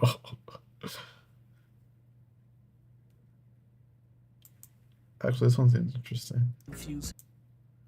Spoilers for Metal Gear Solid 5. I can do this. Metal Gear Solid 1 is the third game in the Metal Gear series and the seventh game in order of the timeline. It takes place 6 years after Metal Gear 2, Solid Snake, who is a secret agent that has to infiltrate Shadow Moses, which is a secret base that was captured by Foxhound, who is holding the United States hostage for the remains of Big Boss, who is the same guy as Solid Snake, except with an eye patch. Solid Snake, not Big Boss, sneaks into the air vent to save DARPA Chief, but then he dies. So you fight a man called Revolver Ocelot, but your duel is interrupted by a mysterious ninja called Gray Fox, who is a man called Frank Jager, who used to be in Foxhound, but then defected to Zanzibar Ring because he was in love with a former figure skater from Czechoslovakia. Because he is a robot, he has to cut off Revolver Ocelot's hand. Then Snake finds a peeing man called Otacon, who is the son of a famous scientist that killed himself because his second wife cheated on him with his own son. You see, Otacon's father, Huey Emmerich, built Metal Gear Zeke for Naked Snake, and then built Metal Gear Philanthropist for a man called Skullface. This is why Otacon builds a secret robot called Metal Gear Rex for a man called Liquid Snake, who is a clone of Solid Snake, created from the DNA of Big Boss, who is also known as Naked Snake, who is both of their fathers, and he has an eye patch. Solid Snake is tricked into activating Metal Gear because Campbell thought that Miller was not Liquid Snake, but he actually was. But turns out Revolver Ocelot was actually a double agent the entire time and was secretly working for the third Snake brother called Solidus Snake, who was also the president of the United States and has a Dr. Octopus suit with flamethrowers on it. Shit goes he has an hard. eye patch. Are you following me so far? Next we have Metal Gear Solid 2. That This is where Metal Gear things start to Solid get a 2. little confusing. 2 years after Shadow Moses, Solid Snake jumps onto a boat where he is confronted by Revolver Ocelot, and it turns out he is now possessed by the spirit of Liquid Snake because he grafted Liquid's arm onto his body. So now Ocelot is voice acted by the voice actor for Liquid Snake, and he blows up the entire boat and steals an all-new robot called Metal Gear Ray. Then, 2 years later, the new president is taken hostage by the old president. So the colonel sends in Snake, who is actually Raiden, who is a part of Foxhound, but not the old Foxhound, a new version. Turns out Solid Snake is the lead, who is a part of Foxhound, but not the old Foxhound, a new version. The fuck is that logo? This is crazy. Is that an actual logo? Logo. Down. Logo. MGS2. That is not the logo. Excuse me. That sure goes hard though. Look at that. Look at that, guys. Oh, you can see that. No, I didn't mean to do that. Version. Turns out Solid Snake is the leader of the terrorists, but not the real Solid Snake, who is now known as Pliskin. You see, after you rescue the new president, he reveals that the entire democratic process is actually a sham staged by a secret organization called the Patriots, who rule the United States from the shadows. Turns out Big Shell is actually a facade merely created to conceal a super secret robot fortress hidden beneath it called Arsenal Gear, which houses a powerful AI called GW, which allows the Patriots to censor and control the flow of information. information. To stop That is a GW, bonkers. Raiden teams up with Atakan's sister, who is killed by a vampire. After they upload the virus to Arsenal Gear, the Colonel tells Raiden to turn the game off because he was actually an AI construct created by GW the entire time. Raiden then has to fight 25 Metal Gear Rays on foot with a pistol. After the battle, Liquid Ocelot reveals that he was actually a triple agent working for the Patriots all along. Turns out the entire video game of Metal Gear Solid 2 was orchestrated by the Patriots to simulate the events of Metal Gear Solid 1 so that Raiden could get good army training. Ocelot is once again possessed by Liquid Snake, who declares he is now a reverse quadruple agent who will destroy the Patriots and jumps off of a building. Then, for no reason, the AI Colonel contacts Raiden and reveals that GW was only one of many AIs developed by the Patriots. The true purpose of the simulation was to serve as a microcosm of society entering into the digital age. The Patriots were concerned that with the arrival of the internet, humanity would become too fixated on trivial information like overly complicated video game storylines. Then we have Metal Gear Solid 3, which is set 41 years before Metal Gear Solid 1. Big Boss is betrayed by the boss, who is a different person, but he doesn't know that she was only pretending to defect to Russia because the United States told her to do that so she could be a scapegoat for the Cold War. After being thrown off of a bridge, Naked Snake is tasked with destroying an early Metal Gear prototype called Shagohod and eliminating Colonel Volgin, who has lightning powers, and eliminating the boss, who he is in love with. And he has to steal a secret microfilm that is worth $100 billion. He teams up with a woman called Eva, also known as Tatiana, also known as Matka Cuckoo, also known as Big Mama, who is Solid Snake's mother, who in a shocking twist is actually revealed to be a double agent working for China, and she steals the microfilm, but it was a fake. Then, in Metal Gear Solid 5, you play as Venom Snake. Metal Gear Solid 4, the real Colonel brings Solid Snake out of retirement for the 4th time, even though he is now 200 years old. His mission is to stop Liquid Ocelot once and for all. The only problem is Metal Gears have now merged with the technology of a cow, so he has to meet Drebin, who has a little monkey. That's awesome. Snake with nanomachines so that he can shoot guns, and learns that Liquid's nanomachines, plan is to use Big Boss's biometric data as a key to take sole command of the Patriots' firearms control system. The vampire working for Liquid then throws Big Boss's comatose body into a fire because he forgot what the storyline was. Then everybody goes back to Shadow Moses, where Liquid reveals his new battleship called Outer Heaven, which is the name of the secret base to Shadow Moses, where Liquid reveals fucking awesome. Great. I did not know that was in this game. I still need to play MGS4. It's fucking crazy. His new battleship called Outer Heaven, which is the name of the secret base where Solid Snake blew up Big Boss with a rocket launcher 19 years ago. Snake sneaks into the core of Outer Heaven, which is actually a modified version of Arsenal Gear, and installs a secret virus that disables the entire AI network perpetrated by the Patriots, thus deactivating all weapons in the entire world. But turns out, this was actually all a part of Revolver Ocelot's plan the entire time. You see, he was never actually possessed by Liquid Snake. He merely used hypnotherapy to make himself think that he was. His true goal all along was to achieve world peace, but also he wants to fight Solid Snake in a brawl to the death. You see, Big Boss was actually Revolver Ocelot's greatest friend and idol, even though he killed his mom. During their fight, Ocelot is exposed to the virus, which kills him because it was injected into Snake by Drebin, even though he should have been exposed to it earlier in the game and died, but they forgot. And that is the entire storyline of Metal Gear Solid. But then, in a surprise cutscene, it is revealed by Big Boss, who is still alive, that every single event in the entire series was fake and staged by the Shadow Patriots. You see, turns out, Eeyore.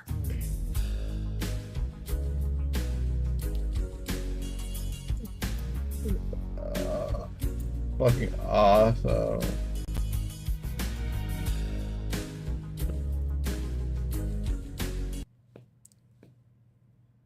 Hell yeah.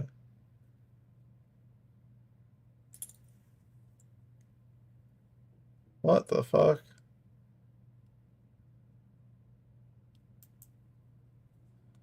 It is 2020. Confusing. 2 years after Shadow. Yeah. Hi there. Why exactly? I love this guy. System? In this video, I'll clarify a few basic points about This goes hard. Hold on, though. If you're wondering about why exactly capitalism sucks, well, I've made a video about that, and you can find it here. Let's watch that. Unlike that video, though, I can't ever discuss First, socialism we without need the someone bringing it. lore. Hi there. What exactly is wrong with capitalism? In this video, I'll enumerate a few basic points which can help in grasping why capitalism has outlived its usefulness, and it's time to go beyond. Not from a moralistic perspective, but from one based on the evidence. This is timestamped, so feel free to skip around. These aren't in any particular order. Starting off, capitalism's boom and bust cycles. Here, I refer people to look at Engels' 12th point in his lovely little pamphlet titled The Principles of Communism. In summary, capitalism dominates, continuously expands production at faster rates and for cheaper prices. Where money is to be made, many capitalists flock. This happens on a system-wide basis. This is the boom. With this invasion of capitalists into a profitable field, many commodities are produced, far exceeding the market need. Because of this, many finished commodities sit on store shelves or company warehouses, collecting dust unsold. Without the sales necessary to recoup the investment made by said capitalists, an economic crisis occurs. Factories close, capitalists go out of business, workers lose jobs, and the living standard plummets. After a while, either these goods finally make their way to being sold, or are purposely destroyed, as is common practice in late-stage capitalism. And things slowly get back to normal. Factories open up, jobs come back, and businesses go right back to booming. Not long after this, though, the same issue arises, producing a new crisis. This is the natural tendency of capitalism, to fluctuate between periods of prosperity and periods of crisis, which results in the destruction of the lives of millions. It can be regional or worldwide. It can take 4 years between crises or 15. What is a constant, though, is that it always happens, and is always catastrophic, for the working class, that is. The capitalist class always finds a way to come out richer in the end. Funny how that works. I am way too high for this right now. I think I might grab a snack. You know what? I'm gonna get a sandwich from the gas station so you guys can watch this. Norman, I'm trying to do something right now. I'll set you down here. You okay? There you go. YouTube. Wow. Or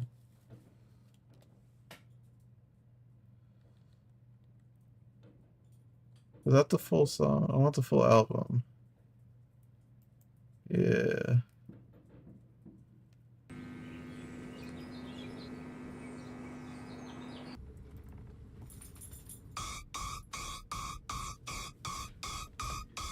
This shit goes hard. This shit goes hard.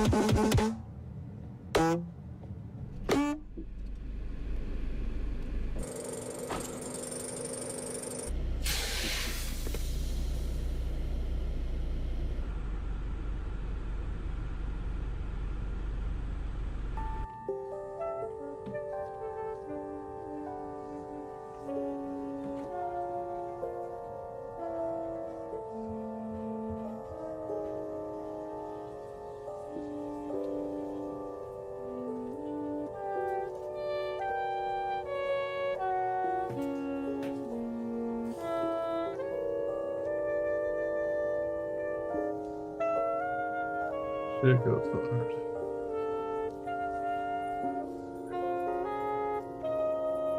Alright, I'll be right back, guys. I gotta go to something else, actually.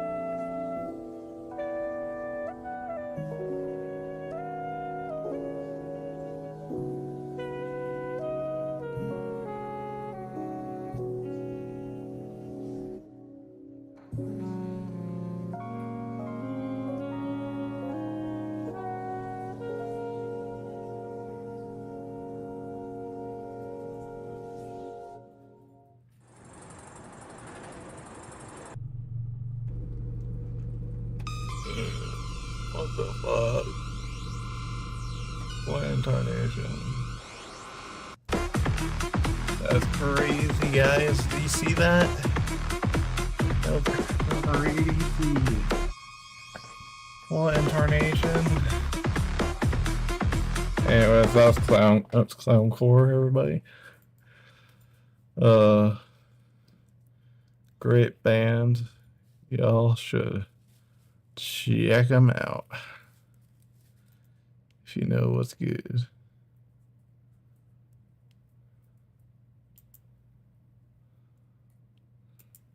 So, yeah, let's go back to Hakeem.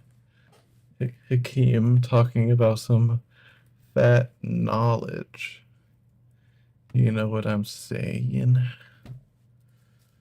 Yeah. To quote Engels directly, nearly every 5 to 7 years, a fresh crisis has intervened, always with the greatest hardship for workers, and always accompanied by general revolutionary stirrings and the direct peril to the whole existing order of things. This is only worsened with the modern introduction of credit in everyday life, which will be discussed shortly. Our second point, the tendency of the rate of profit to fall. This is a simple concept to grasp. Capitalists want as much profit as possible, and can do this by outcompeting the competition. This is usually done by new changes in technologies or special access to production facilities and resources, among other reasons. This relative advantage over the competition allows one capitalist to sell product A cheaper than all of his or her competitors. As a result, said capitalist enjoys higher profits temporarily because they pull customers from their competitors. Cheaper prices for the same quality of goods is attractive, after all. However, as this is happening, the same competition scrambles to catch up. Once they do catch up, however, they're back to square one. Except now they're stuck with a faster and more efficient form of production that results in cheaper average prices of product A, and as a result, less profits overall. Less profits means less reinvestment into the circuit of capital, to grow production, to continually develop. Economic slowdown leads to crisis. Crisis leads to the breakdown of capitalism, as well as political turmoil due to mass unemployment and the sharpening of the class struggle. An oversimplification for ease of understanding, but the point still comes across, I think. Especially when you look at the empirical evidence. For a more in-depth look, check out this video by the Marxist project titled Fundamentals of Marx, Falling Profit Rates. A somewhat related subpoint is the irrationality of capitalist practice. Outsourcing, for example, drains jobs from one country in order to exploit cheap labor in a different country, with the intent to produce products more cheaply so you can import them back into the original country and expect people with no jobs, because they moved This stuff overseas, is really to buy them more cheaply. complicating. Credit was a temporary solution that has now pushed capitalism crisis even I'm further kind into of the ground. following. We'll talk about these lovely features in the next few points. You know what? Point. Unlimited growth in a limited world. We still gonna watch Capitalism as a Akeem. system We're is gonna built watch upon- one of his more basic videos, so this one looks pretty awesome. Hello. I had too much fun dunking on Shapiro a little while back, so I thought I'd do some more today. To my genuine surprise, this video, titled "Is Fascism Right Wing?" is surprisingly kinda almost okay. Not really, but you know what I mean. I was baffled. He avoided most of the common worthless "Hitler was actually a socialist" arguments. He still made a few that are quite ridiculous, but he ended with a somewhat reasonable. I see freaking people do that now still. However, I did a video on that fucking Dennis Prager dickhead, and you like people were like, "Oh, well, he is left wing, he is socialist," but it's like, no, he's not. Reasonable final statement. Right. Best of all, he kind of sort of memed that the US is quasi-fascist in some sense, but I don't think it was in a way he intended. Before we start, be sure to watch my earlier Shapiro video to see another instance of him making a complete ass of himself here.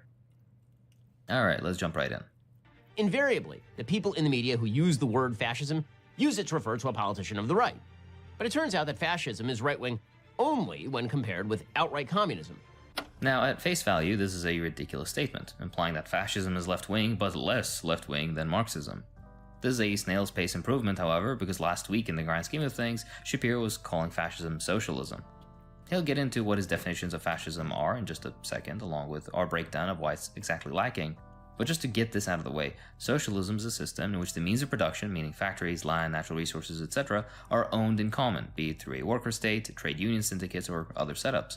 And the nature of enterprises is democratic, unlike in capitalist society, where profit determines all enterprise decisions, along with other deeper details, which you can take a look at in these videos here. Extrapolating on a society-wide basis, this means the political supremacy of the working class, the suppression and eventual outright elimination of private property and enterprise, meaning not your home, guitar, or toothbrush, a national economic plan which is democratically determined, and a dedicated effort towards the abolishment of class. In essence, socialism is anti-capitalist in the fullest sense of the term. Fascism, however, isn't. Fascism has none of these characteristics, has historically always prioritized the interests of the capitalist class, the maintenance of the power of capital, the suppression of workers' movements, and the protection of private property, to the point of coining the term privatization in the first place. Let's carry on. By American standards, fascism, which calls for unity of central authority and governmental control over private industry, among other agenda items, was far more left-wing than right-wing, which is why so many members of the American left were originally quite warm toward Benito Mussolini and Adolf Hitler. I didn't know Americans deserve a different definition. The exceptionalism really runs deep, I guess. Regardless, unity of central authority and government control of private industry are very loosey-goosey terms, and ones many politically involved members of the capitalist class that previously supported Hitler immediately switched their tune to after the war. That aside, the US definitely has unity of central authority, and likewise does every other modern state in existence. This isn't the Middle Ages. Capitalism cannot properly function without at least the major centers of capitalism being highly centralized and enshrined into some legal system. Likewise, government control of private industry is an issue of semantics. What entails government control? To what extent? What counts as private industry? Is state capitalist directed control of nominally private enterprises still within the definition, etc., etc.? Of course, he hasn't given this any real thought. His argument is basically a sad attempt at pushing the big government equals authoritarian Nazi shtick so common in libertarian or other brain-dead circles, which happens to be the major funders of this sort of media, surprisingly enough. His argument basically boils down to it's socialism because it's the government doing stuff, sadly. Interestingly, one of the faces he flashed is that of W.E.B. Du Bois, whom I couldn't find any trace regarding him supporting or praising fascism, in fact just the opposite. I'm wondering why he put this in. He did likewise state this absolute banger. I won't bother going through the other people mentioned in this list, but I wouldn't be surprised if the story was the same there as well. Alright, are you ready for some supreme A-class brain rot? Fascism is a very messy concept in that it crosses streams with a wide variety of other ideologies, ranging from Marxism to religious integralism. Stalin, Lenin, Mao, Pinochet, Perón, Fujimori, El-Husseini, Tojo, Coughlin, Putin, all fascists, apparently. Whoa. Words have no meaning and political analysis is a joke.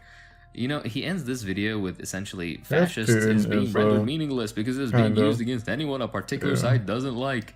But the silliness and hypocrisy is missed, apparently. Want to know something interesting with this list?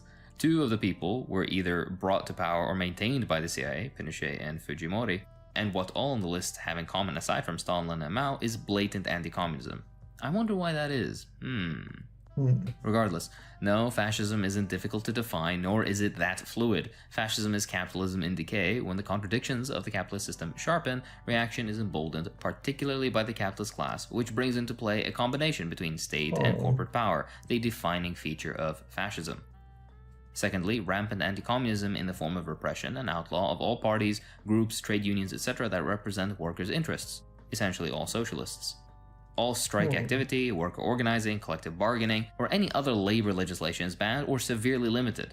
Following this, the banning and destruction of leftist literature of all strands, but specifically Marx, Lenin, and co. No matter what form fascism takes, from Latin America to Asia, this is the core of the project, outside of the usual traditionalism, militarism, selective populism, which has been beaten to death in liberal political science at this point. Let's dive into his definitions to break down why they're selective, inadequate, and silly, much like Benny Boy himself, at least if you ask his wife. A second. Back to the video in just a second. Let's see from today's sponsor, Atlas VPN. For a lot of research that I do for my videos, I end up hitting pages that aren't available in my location. That's frustrating. That's confusing. Restriction really does suck. But not a with little VPN. delay feedback thing in the corner of my video. It's kind of tripping me out for a bit. This way protects you from spying, public Wi-Fi dangers, and hides your IP address and your online activities. It even allows you to change your location for all your researching needs. Currently, Atlas VPN has more than 6 million users worldwide, and boasts the best VPN deal on the market, with the most affordable online protection plan for just under $2 per month with a 30-day money-back guarantee. So what are you waiting for? Go down to the description and click that link, use my code Hakeem, and get a 3-year subscription for just $183 a month with 3 months free. But that's not all. You get blazing fast speeds to stream your gaming. If I don't walk away. There's now Atlas VPN guarantee. Clicking the link allows me to pay my... Fascism is... So the support is highly appreciated. Moral imperative of the centralized... First, fascism is characterized by a belief in the moral imperative of the centralized state. Jesse, what the fuck are you talking about? He goes back all the way to ancient Greece with this point, only to summarize it in the usual American libertarian way of my freedoms being at a crossroads with what law the state lays. Literally every society to ever exist is fascist then if your yardstick is the state is imposing some law that it limits an abstract freedom I ought to have, no matter how minuscule. It's a good thing pasteurization is standardized and implemented. It's a good thing that public pools are cleaned. It's good that medication and its production is heavily monitored. None of this is fascism. In essence, this point he's making is a little more than the verbalization of this clip right here. Should someone have to have a government-issued license to drive a car? Hell no! What's next? Requiring a license to make toast in your own damn toaster? Oh, fuck. The license to drive? You know, I'd like to see some competency exhibited by people before they drive. Laughs aside, listing this by the US or South Korea, for example, gets check marks, though these countries are considered thriving democracies. Let's continue this game in the next clips. Second, fascism is characterized by a belief in nationalism, or in its most virulent form, racial hierarchy. This sort of thought was exacerbated by Charles Darwin's theory, which was misread to embrace scientific racism. Such scientific racism became a dominant philosophy throughout much of the progressive world, which is why both Teddy Roosevelt and Woodrow Wilson were advocates of eugenics. Hey, would you look at that? I have a video on the topic. The point could be more nuanced, but I'll let it slide. Nationalism and a racial hierarchy aren't exactly one-to-one for the US currently, but a racial hierarchy was one of the founding myths of the US, so we can give a half point there, I guess. Third, fascism is militaristic. It sees organization around military lines as a model for human existence, and recommends action in the world as a response to existential nihilism. So far so good. Still too liberal political science-y for my taste, but he's not blatantly wrong, which is a first for Ben. To note, militarism is a bread-and-butter American pastime, so another point there. Historically, the most important fascist was actually not Hitler, but Benito Mussolini. Mussolini was the first politician to truly channel the roiling forces of fascism into one movement. The word fascism comes from the word fascis, a bundle of rods grouped together to form a Roman weapon. Fascism comes from Italy. Mussolini was originally attracted to the work of Marx, which was not anti-fascist in any real way. Many of the predicates of fascism also worked quite well for Lenin and Stalin, but Mussolini eventually came to realize rejecting Marx could serve his own ends. In the aftermath of war, Ben is such a frustrating fella. I don't know. He's kind of. I wonder where he like comes to his conclusions like that. You know, I feel like it is like a situation where the solution comes first and the explanation for comes later in his mind. Just kind of the way he acts, in my opinion. It feels like that. World War I, Mussolini gained power by marching on Rome with the acquiescence of the king in order to supposedly save the state from Bolshevism. Mussolini was a socialist only in the loosest possible definition and gave up those ideas fairly quickly. Even then, he wasn't exactly light because he held... Yeah, that's the thing I like see a lot with these people, like Hitler and Mussolini and other leaders like them. Sorry.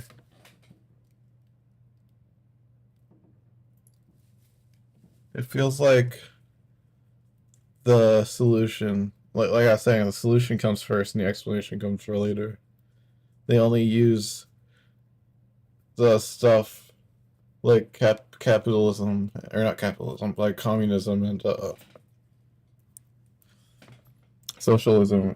They implement it because they see that's what people want.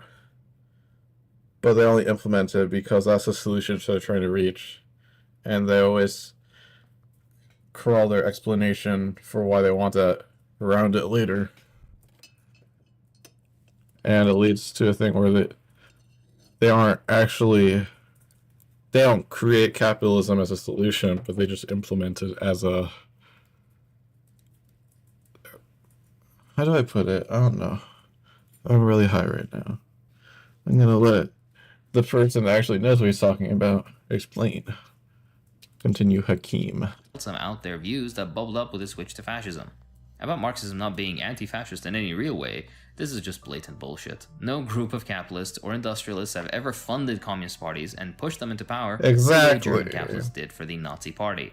Likewise, and that's who capitalists all across the world funds Ben Shapiro to come to these conclusions. Freaking capitalists that pay him.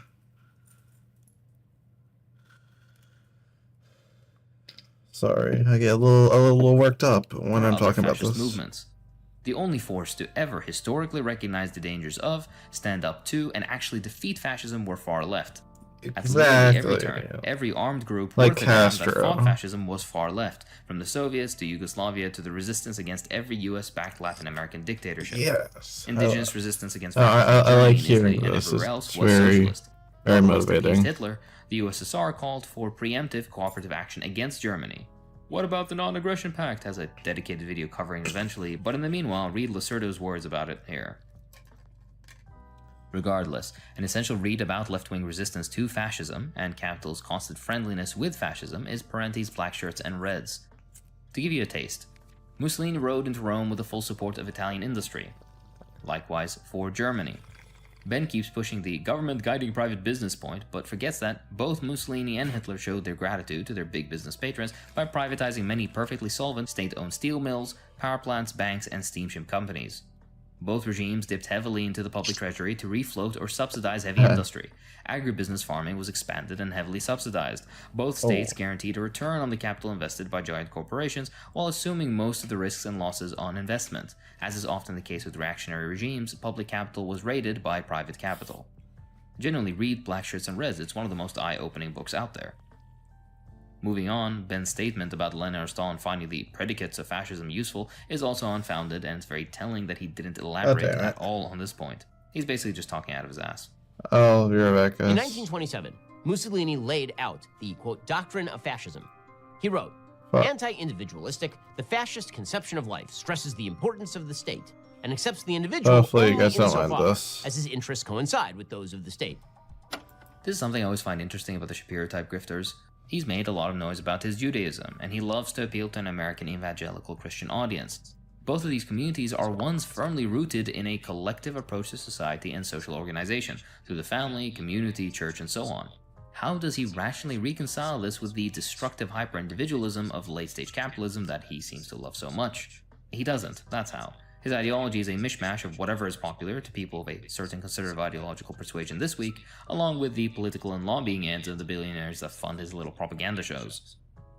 This implies organization and expansion, potential if not actual. That expansion meant not just militarization, but gargantuan public works, massive expansion of the welfare state, corporatization of the private sector, with the government leaving private industry intact, but essentially working hand in glove with it to control it and channel its resources in the direction sought by the fascists. So, physical expansion of the state, as well as apparently infrastructure projects, are fascism now. How is this not the same as what you claim the other side is doing, with everything I don't like being fascism? The welfare state being built into fascism is a strange myth. Nazi Germany inherited welfare policies from earlier German republics and at many times expressed anti-welfare policies, for example free dismissal of workers, wage cuts, longer hours, child labor, etc., etc. The corporatization of the private sector bit just shows he doesn't understand or refuses to recognize that this centralization of capital is a natural development of capitalism. Massive levels of corporatization have occurred in the US, for example, and I touched on this a little more in my earlier video here. In summary, the evidence is undeniable that the corporatization of the private sector is a natural trend of competition within capitalism, b, occurs a lot of the time illegally with the cooperation of the capitalist state, and c, centralizes industry in fewer and fewer conglomerates which subsequently use their leverage to skirt market regulations, rules, or even standard function. Likewise, he has this set up the wrong way around. It isn't the state directing private industry, but private industry directly supporting fascist development at times.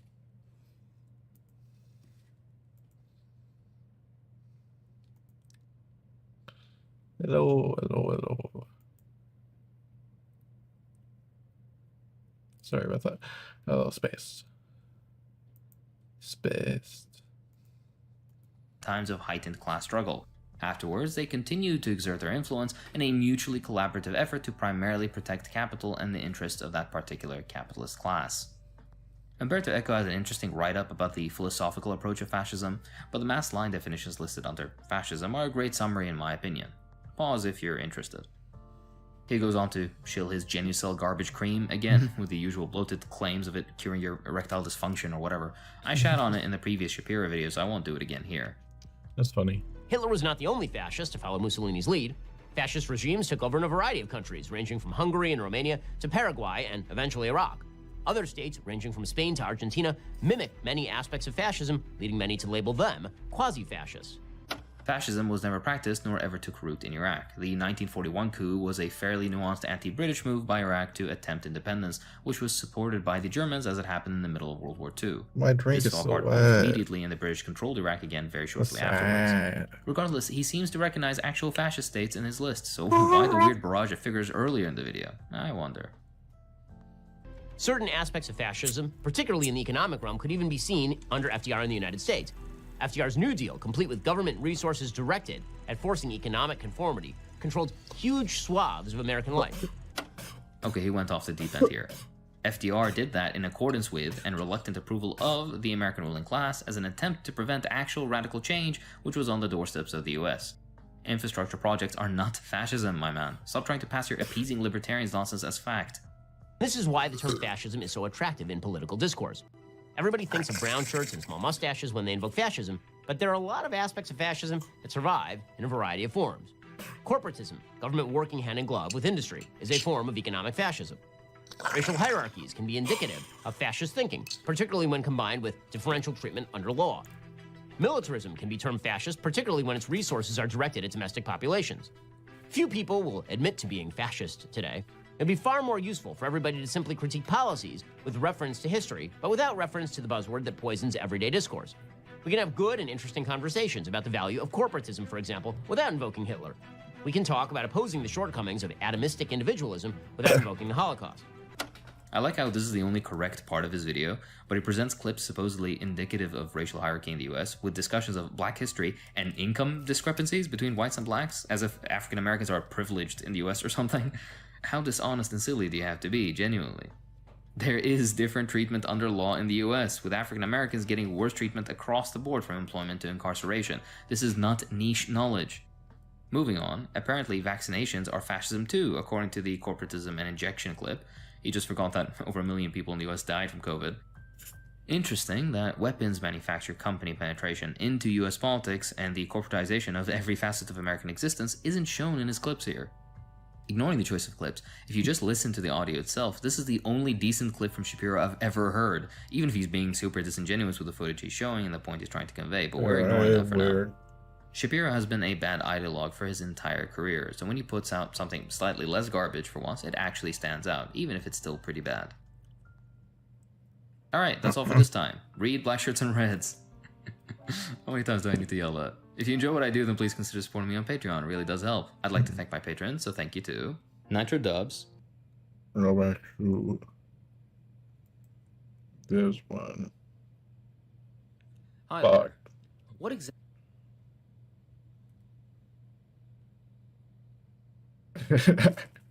That's a funny title. Hello. I'm yet again sick, one of the perks of working in a hospital, but I'm back with another reaction video. Oh yeah, this he does time work in we'll a be visiting hospital. our conservative Zoomer friend again to see why she left the left, as it were. Be sure to check out the previous video on her to get a feel for what brand of discount politics she represents here. Of course, don't go bothering anyone, this is more an analysis of what she's saying rather than her as a person. Exactly. Let's get into it. audience. I grew up calling myself a Democrat and pretty liberal, all that stuff. Calling because all my myself. friends were liberals, and I went to a liberal high school, so I just sort of identified with that. Didn't really agree with a lot of stuff that my friends were saying, but kind of kept quiet because I saw everyone else that were speaking their minds literally getting shunned by the rest of the students. That's so I was like, okay, goofy. better not touch that, because I knew, oh, well, I can't really say what I actually think. Now, she's coming from an American perspective about American educational systems, both of which I have no experience with personally, so I'll comment on as an outsider looking in. Firstly, the Democrat/Republican division isn't real for This most beat people. goes hard. They're both parties that stand for capital, except one is seemingly more vocal about social issues without actually doing anything about it. Everything that was supposed to be prevented by voting Democrats in basically still happened, or Americans just got some light appeasement to dull emotions till it's time to basically do nothing again. Regardless, she makes two interesting points. Everyone around her was liberal, so she was one as well. Secondly, everyone who spoke their mind basically became some sort of bearer of truth that deviated from orthodoxy. Racism. She's never clear in this video on what exactly those speaking their mind were saying, but I think the usual assumptions are fair, mildly sexist, racist, or otherwise discriminatory points. Otherwise, it wouldn't be considered speaking. I went to a school, my high school was a bit more right-leaning, but there were still people like that. And it's always the fucking racist kid that fucking splits off from the fucking liberal-ass dudes and starts his own little racist camp over on the other side. It's annoying, man. It's so fucking depressing. In their mind. Regardless, she doesn't seem to understand that 1. Conservatives are by and large philosophical liberals too, especially by their unabating allegiance to capitalism, and 2. That those same conservatives were also probably surrounded by just conservatives, hence also echoing their opinions. She's preaching to a conservative audience, so naturally she wants to appeal to them by presenting it as if what she, and by extension they, believe is common sense, while what anyone else believes is ridiculous. Her only real disagreement with American liberals, it seems, is on some social issues. Otherwise, they're in the same camp. But I think my journey started after I watched The Social Dilemma, which is an amazing documentary that I watched on Netflix. I don't know if it's on Netflix anymore, but either way, it was It's so bonkers. amazing, and I want to talk a little bit about that. So this was Bonkers. around the 2020 election, I believe. It basically talked about how big tech companies such as Facebook and YouTube were advertising certain videos to certain people. So let's say that you are a very conservative person, you're going to keep getting very conservative YouTube videos, for example, because they sell your information to other companies, and then those companies will say, oh, this person wants to see X, Y, and Z, and so they will promote that on your page. The Social Dilemma is a documentary about how current social media is a net negative for society as a result of its pursuit of profit by creating echo chambers, spreading misinformation directly resulting in mental health disorders, etc., all in an effort to maintain engagement and engender addiction to these spaces. Interesting that she doesn't see how this could be a scathing critique of capitalism, but instead later twists toward social issues, again repeating the common patterns of liberals in all their stripes. They fundamentally are ignorant of, unable to, or simply refuse to criticize capitalism as the core issue, despite clear and direct links to what they're trying to criticize otherwise, which in this case was the social media manipulation for profit point. I was getting a bunch of lefty, woke type of content, but this creates the illusion that everyone around you thinks the same way as you do, which is not the case. And with my school and the people I associated with being very left-leaning, I thought that the right was just this small group of hillbilly. That she probably doesn't even know what the fuck left-leaning means, or the left wing means. It's fucking stupid, man. Bigoted, racist people, because that's what they made them seem like. Because they are important. Again, identifying with the opinions of your social group is common even in conservative circles, but you understand why she's doing this. More importantly, the idea that conservatives are hillbillies who don't understand how the world works is a common liberal prejudice that socialists do not share. The ruling class regularly uses these secondary social issues to drive divisions between people. That doesn't excuse bigotry, which liberals have plenty of, don't worry, but it's good to remember that there are material conditions behind so-called hillbilly perspectives, if you won't even call them that. They're taking our jobs is usually racist, yeah, but also reflects the horrific employment and job insecurity situation within the US. They're all welfare queens, reflects anxiety over social spending, which combined with ignorance over, for example, surplus value extraction, tax cuts for the wealthiest, and a bloated military budget, results in racism as it's easier to point at the out group, for example, black people as a white person, rather than the in group, white people, who in total receive more welfare than minority groups. In general, this is a result of not focusing on the prime contradiction, which is class struggle and the shared interest between workers. That's not to say there's I think it's the opposite way, but I just never thought about that. But the nuance of this requires education, and when many politicians even claim the US is a classless society, there's still plenty of work required. If you'd like a primer on the intersectionality point, check out episode 42 of the Deprogram podcast here. I shared a post.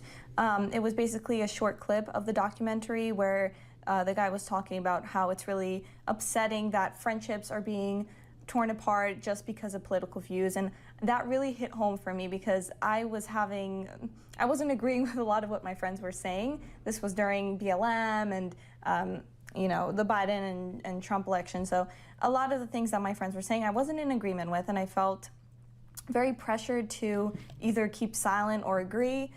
So I posted this because in general, I thought it was really sad that a lot of friendships were being broken just because of a disagreement in political views, which I always thought was silly because why can't we live in harmony and still be friends even if we have different political views? My God. Now here's where I have to disagree a little bit. Yes, you shouldn't tear families apart because of Biden versus Trump, but likewise, some people do genuinely hold dangerous opinions that can simply be their perspective to them, but hold real consequences for other groups of people. A perfect example are those in favor of mass deportation.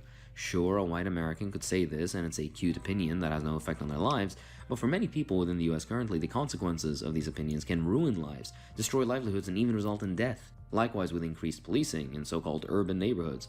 Likewise for many other similar opinions. Live and let live only works when your life and livelihood wouldn't be at stake because of your friend's opinion. It's really good to be friends with someone that has a different perspective and a different view on life in general, because if you're with the same people who have the same exact view as you, it doesn't really promote thinking or questioning anything. I wonder, does she practice what she preaches? So after I posted this, I wasn't really expecting anything. I just posted it because I thought it was very true and resonated with me. But I was surprised. I got 3 or 4 of my friends text messaging me saying, why would you post that? Are you a Trump supporter now? Like, what's going on? Basically, they were ready to attack me. They were proving my point that I can't really post or say anything without people getting defensive or offended. And it really because what you're doing is offensive. Oh, let's agree to disagree. Firstly, I don't believe your story. Maybe it did happen, but it just sounds a little silly. Regardless, some adolescent friends giving you pushback on this or that opinion isn't being cancelled, and high school or uni isn't real life for the most part. Secondly, again on the agree to disagree part, there was a time in your country not too long ago where being a black man with a white woman could get you lynched. This is one insufferable thing about liberals and all their stripes. Playing devil's advocate, saying it how it is, etc. always comes from people with no personal stake in the opinion they're giving. Meanwhile, actual flesh and blood people face dire consequences if these perspectives are popularized or acted on. Back to the video in just a second. Let's hear from today's sponsor, Atlas VPN. For a lot of research that I do for my videos, I end up hitting pages that aren't available in my VPN. For the it protects you location. For VPN was the best. Check out Atlas VPN, for everybody. just $183 unleash as app and it's one by clicking editor fail. Exist. If you disagree. Appreciated. Alright, back to the video. But now that does not exist. If you disagree, you have to be cancelled and shunned. There's no freedom of speech anymore. This is her just preaching. Cancel culture doesn't exist. Every comedian that's complained about it does so on their heavily sponsored Netflix comedy special. Those cancelled actors still act. Those cancelled politicians are still in politics and still sitting in the same seats they were in before. Exactly. Many times, being cancelled has bolstered people's careers in the public eye too. They were in before. I feel like this is a very important part of the video for today. Seeing that these people that no one agrees with, no one supports, like fucking Nancy Pelosi or Biden, no one wants them there. They have horrible ideas and they're still in office. Like, ask anyone if Nancy Pelosi should be in the fucking office right now, or Joe Biden. Fucking let's go Brandon. Fucking Dark Brandon. He ain't doing shit. He's still sitting there. He's literally losing his mind.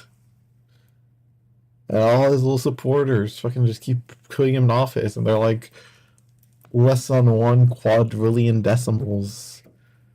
They're like one point fucking light years one. It's oh my god, man. Before mostly. Many times. This should be radicalizing you right now. Guy too. No one has fundamentally had their free speech limited aside from a few mean retweets on Twitter. Likewise, facing consequences for what you say and do is not a free speech violation. And then my classes start. And there were trigger warnings on every piece of literature. If you had this in your past, if you experienced that, shut the fuck class, you don't have to do this, you don't have to do that. Literally raising toddlers, like you have. Shut the fuck up. It probably only takes up 1 second to even look at that. If you're not gonna be triggered, then read the book, okay? No one's not gonna make you read the book. Just because there's a trigger warning doesn't mean they're gonna stop you from fucking reading the book. Have to be coddled and protected from everything in the world. That's not how the world works. This is alien to my experience, and I've personally never seen this in any educational institution I've visited, but maybe this really is the case for the US. The current research seems to indicate that trigger warnings actually aren't very helpful for trauma survivors, and I'm on the side of empirical evidence when it comes to mental health and its experiences. Though honestly, is it really that big of a deal that there was a trigger warning on some book? Do you need trigger warnings, maybe? Honestly, just look past it, who cares? By the way, about the woke university thing, literally every single step of my and my peers' education was absolutely steeped in anti-communism, even in medicine. Anecdotal evidence isn't great, sure, but I'm always surprised to hear that my professors were commie stuff.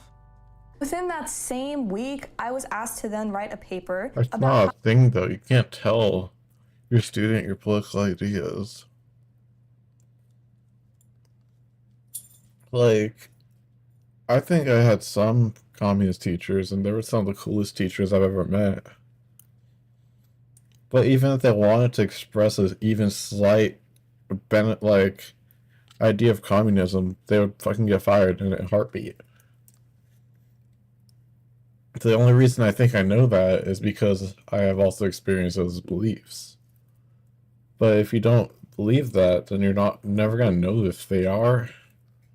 That's kind of frustrating.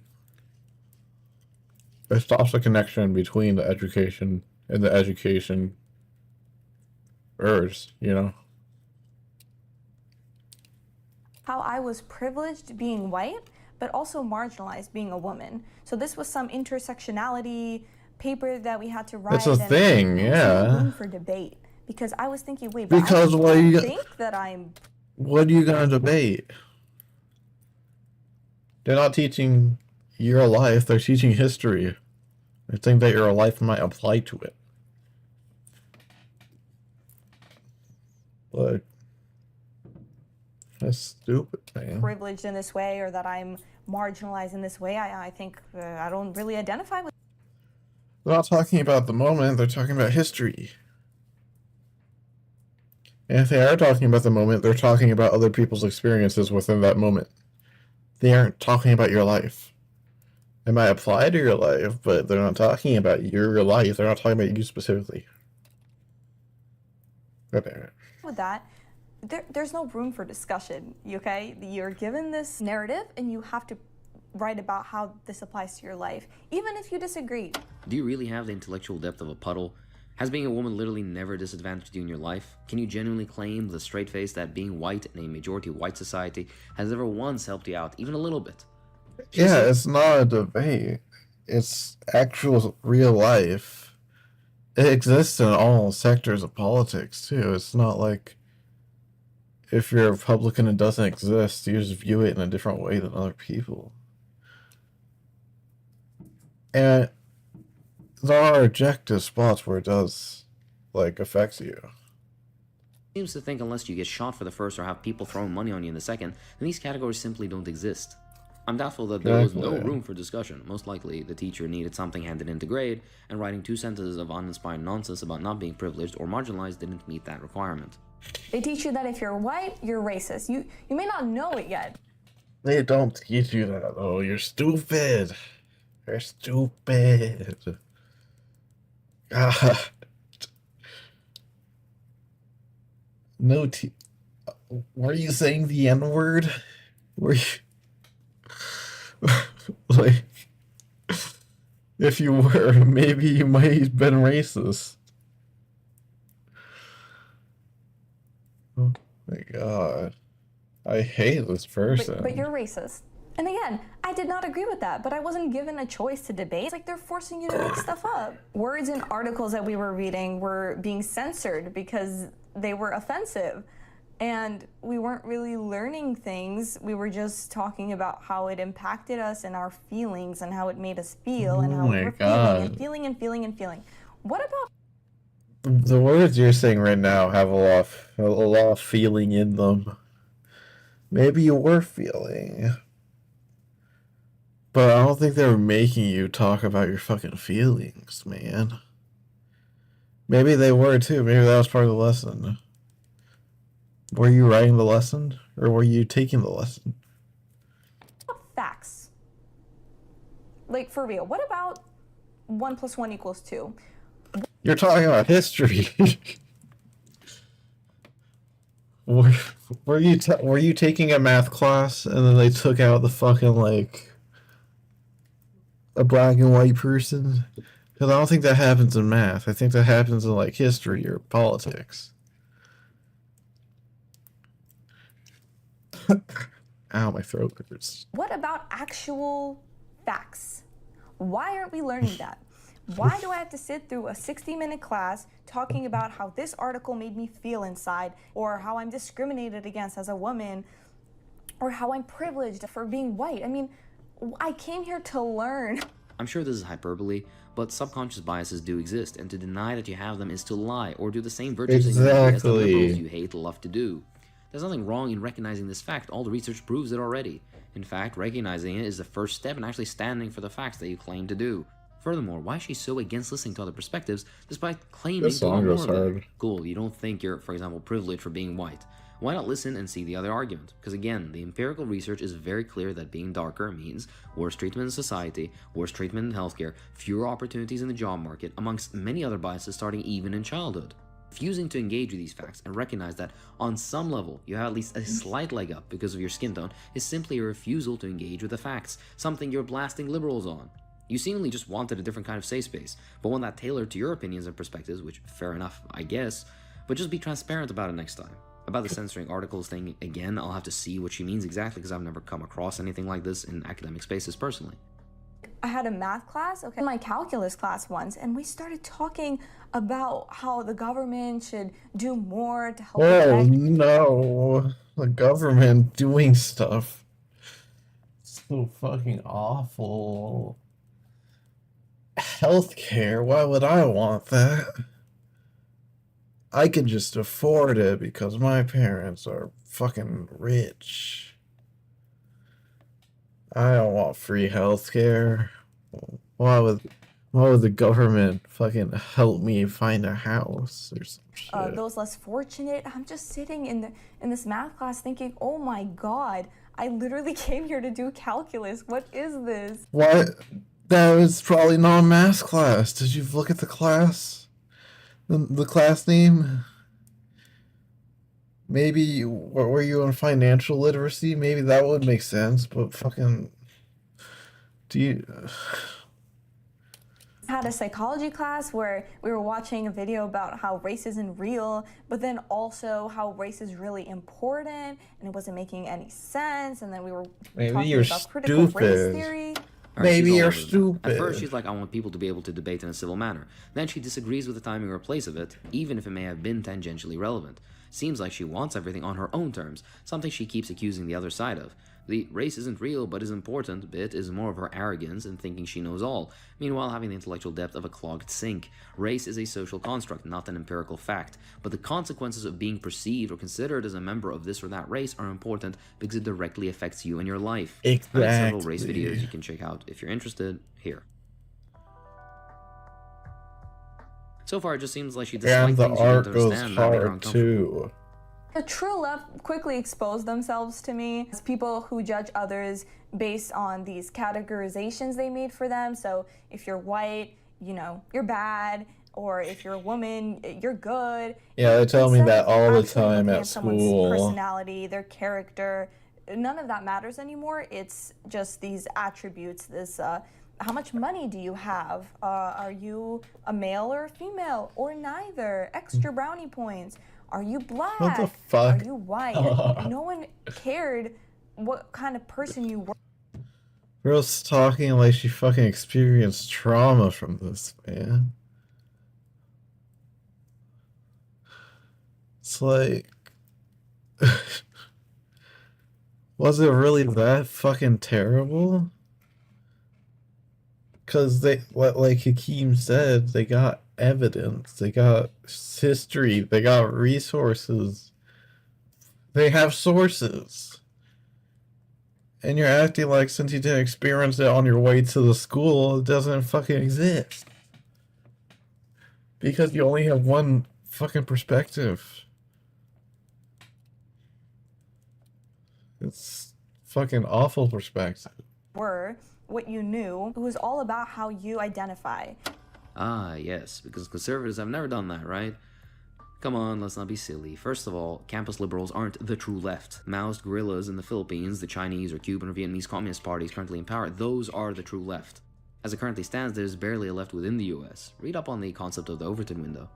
The attributes thing is more of her not understanding basic sociology. People are more than if they're kind to their dog. I'm sure there are plenty of Israeli settlers that are good fathers to their kids. That doesn't change the fact that they're a cog in a highly oppressive and murderous system in Palestine. No one seriously says white equals bad, genuinely. I've been in this sphere for a decade now and have never seen that outside of fringe groups on the margins or just in jokes. Class is important. Race is also important. Your gender and gender expression can inform many things about how you view the world, as well as how the world treats you. Come on, this stuff isn't difficult to grasp, man. No one cares what kind of person you are. It's a silly point, but it should be clear that society is more than just you, and when you deal with large social movements, you sorting the trash on time or other arbitrary measures of being a good person aren't exactly the most important factors. I heard countless students present on why they identify as communists and socialists. Based. I went home and I thought, you know, I was starting to reflect, what did I learn today? All I really learned was that white people are evil racists. And that was the whole debate. That was the whole discussion in one of my philosophy classes, I think. And I was not learning. I was literally just being indoctrinated, and you just didn't like what you were learning because you were learning about reality.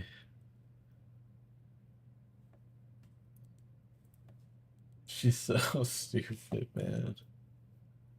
Or she's not stupid. She's not stupid. She's just ignorant. And ignorance is bliss. It's like I genuinely feel jealous of these people sometimes because I wish I could just be that ignorant to the world. and to like society, you know, because it's a shitty thing to experience. And probably good, probably bad. Her experience. Oh, I forgot what I was saying. She doesn't have to care, man. She doesn't have to care. Yeah. Just brainwashed into this nonsense. So something didn't align with your ideological presuppositions, and you decide to, instead of listen and develop some understanding either for or against, you just left. Some intellectual fortitude you have. By the way, I'm incredibly doubtful that the point of the lesson was whites are evil and racist. That's most probably just your interpretation of the slightest discussion around colonialism, race relations in the US, or any other related topic. Pathetic, honestly. It was just getting so annoying. That's true. Alright, I got a little distracted. Oh my god, I like that. Just your interpretation of the slightest discussion around whiteness, colonialism, race relations in the US, or any other related topic. Pathetic, honestly. It was just getting... Yeah. She just has a bad interpretation. She has a closed-minded interpretation as well. So annoying because every class was political without exception. Politics should not be... Politics, everything has to do with politics. If you're learning about the history of anything, you're learning about political interpretation of anything. Because human actions is what creates politics. So if you're learning about that, you're going to learn politics. They're saying it over and over again. But that's just the fact. Yeah. Be in the classroom. A classroom should be a place where you're learning essential knowledge like math. Politics is essential as well. I feel like this fucking... Because, like, even the apolitical class is... How do I put this?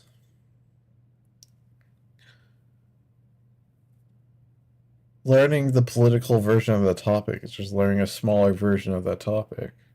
But that part of that topic is in every class. Because you're gonna... I don't know. I need to not talk right now. Math, science, you know, history. Why do I have to be taught politics in math? Why do I have to go into a science class and taught about how racist America is in 2022? That's because life is almost entirely political. I'm glad you had the privilege of not ever realizing that because the integrity of your life has never been threatened by political actions, but that's not the same for minorities in the US or Europe. Palestinians in their own land, people who live in refugee camps, hell, any worker in the imperial periphery. It's ridiculous I need to tell you that history, for example, is political. It's not an objective subject, likewise with plenty of science, depending... Yeah, listening to this guy talk is like genuinely euphoric. Because it bugs me that people just can't realize this. Like, it's as simple as that. Yeah. What did I just say? I forgot. On the form. It genuinely sounds to me like she heard one or two things in a few classes and then decided to leave because it was more ideologically comfortable. Also, at no point did she say what she studied, so all of this stuff may be highly relevant to her degree. Man, it's like any fucking history for people like her has to be so fucking pampered to hell and back to make them feel good. It's like fucking American history up to like, I want to say the 60s. It's so fucking like cradled that it's unreal. It's like you're not even learning history, you're learning a storybook. It's fucking awful. You're learning a storybook of history made for like children. It's so fucking pathetic. Who knows? She then complains some more about cancel culture and how you can't say anything anymore, which please define what that anything is and go on. She also mentions how some students could apparently get expelled for offending others. You can't say the N-word anymore. That what you just say? Thing is, and go on. She also mentions how some students could apparently get expelled for offending others, but when... That's just a fucking softer way of saying harassment. It's like I can't harass any people anymore. What is this? This country's crazy. I can't fucking harass minorities. That is fucking insane. Looking online, I didn't find much aside from people being expelled for committing actual crimes like assault, or funnily enough, students getting suspended for pointing out racism, so the opposite of what she's claiming. I was so sick of That's being... fucking hot, man. Wait, oh no, that's not hot. I thought I said Nazis. That's fucking awful. What?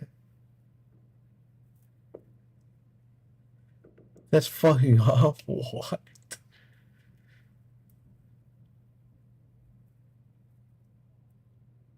Is that a tattoo? What is that? That was fucking gross.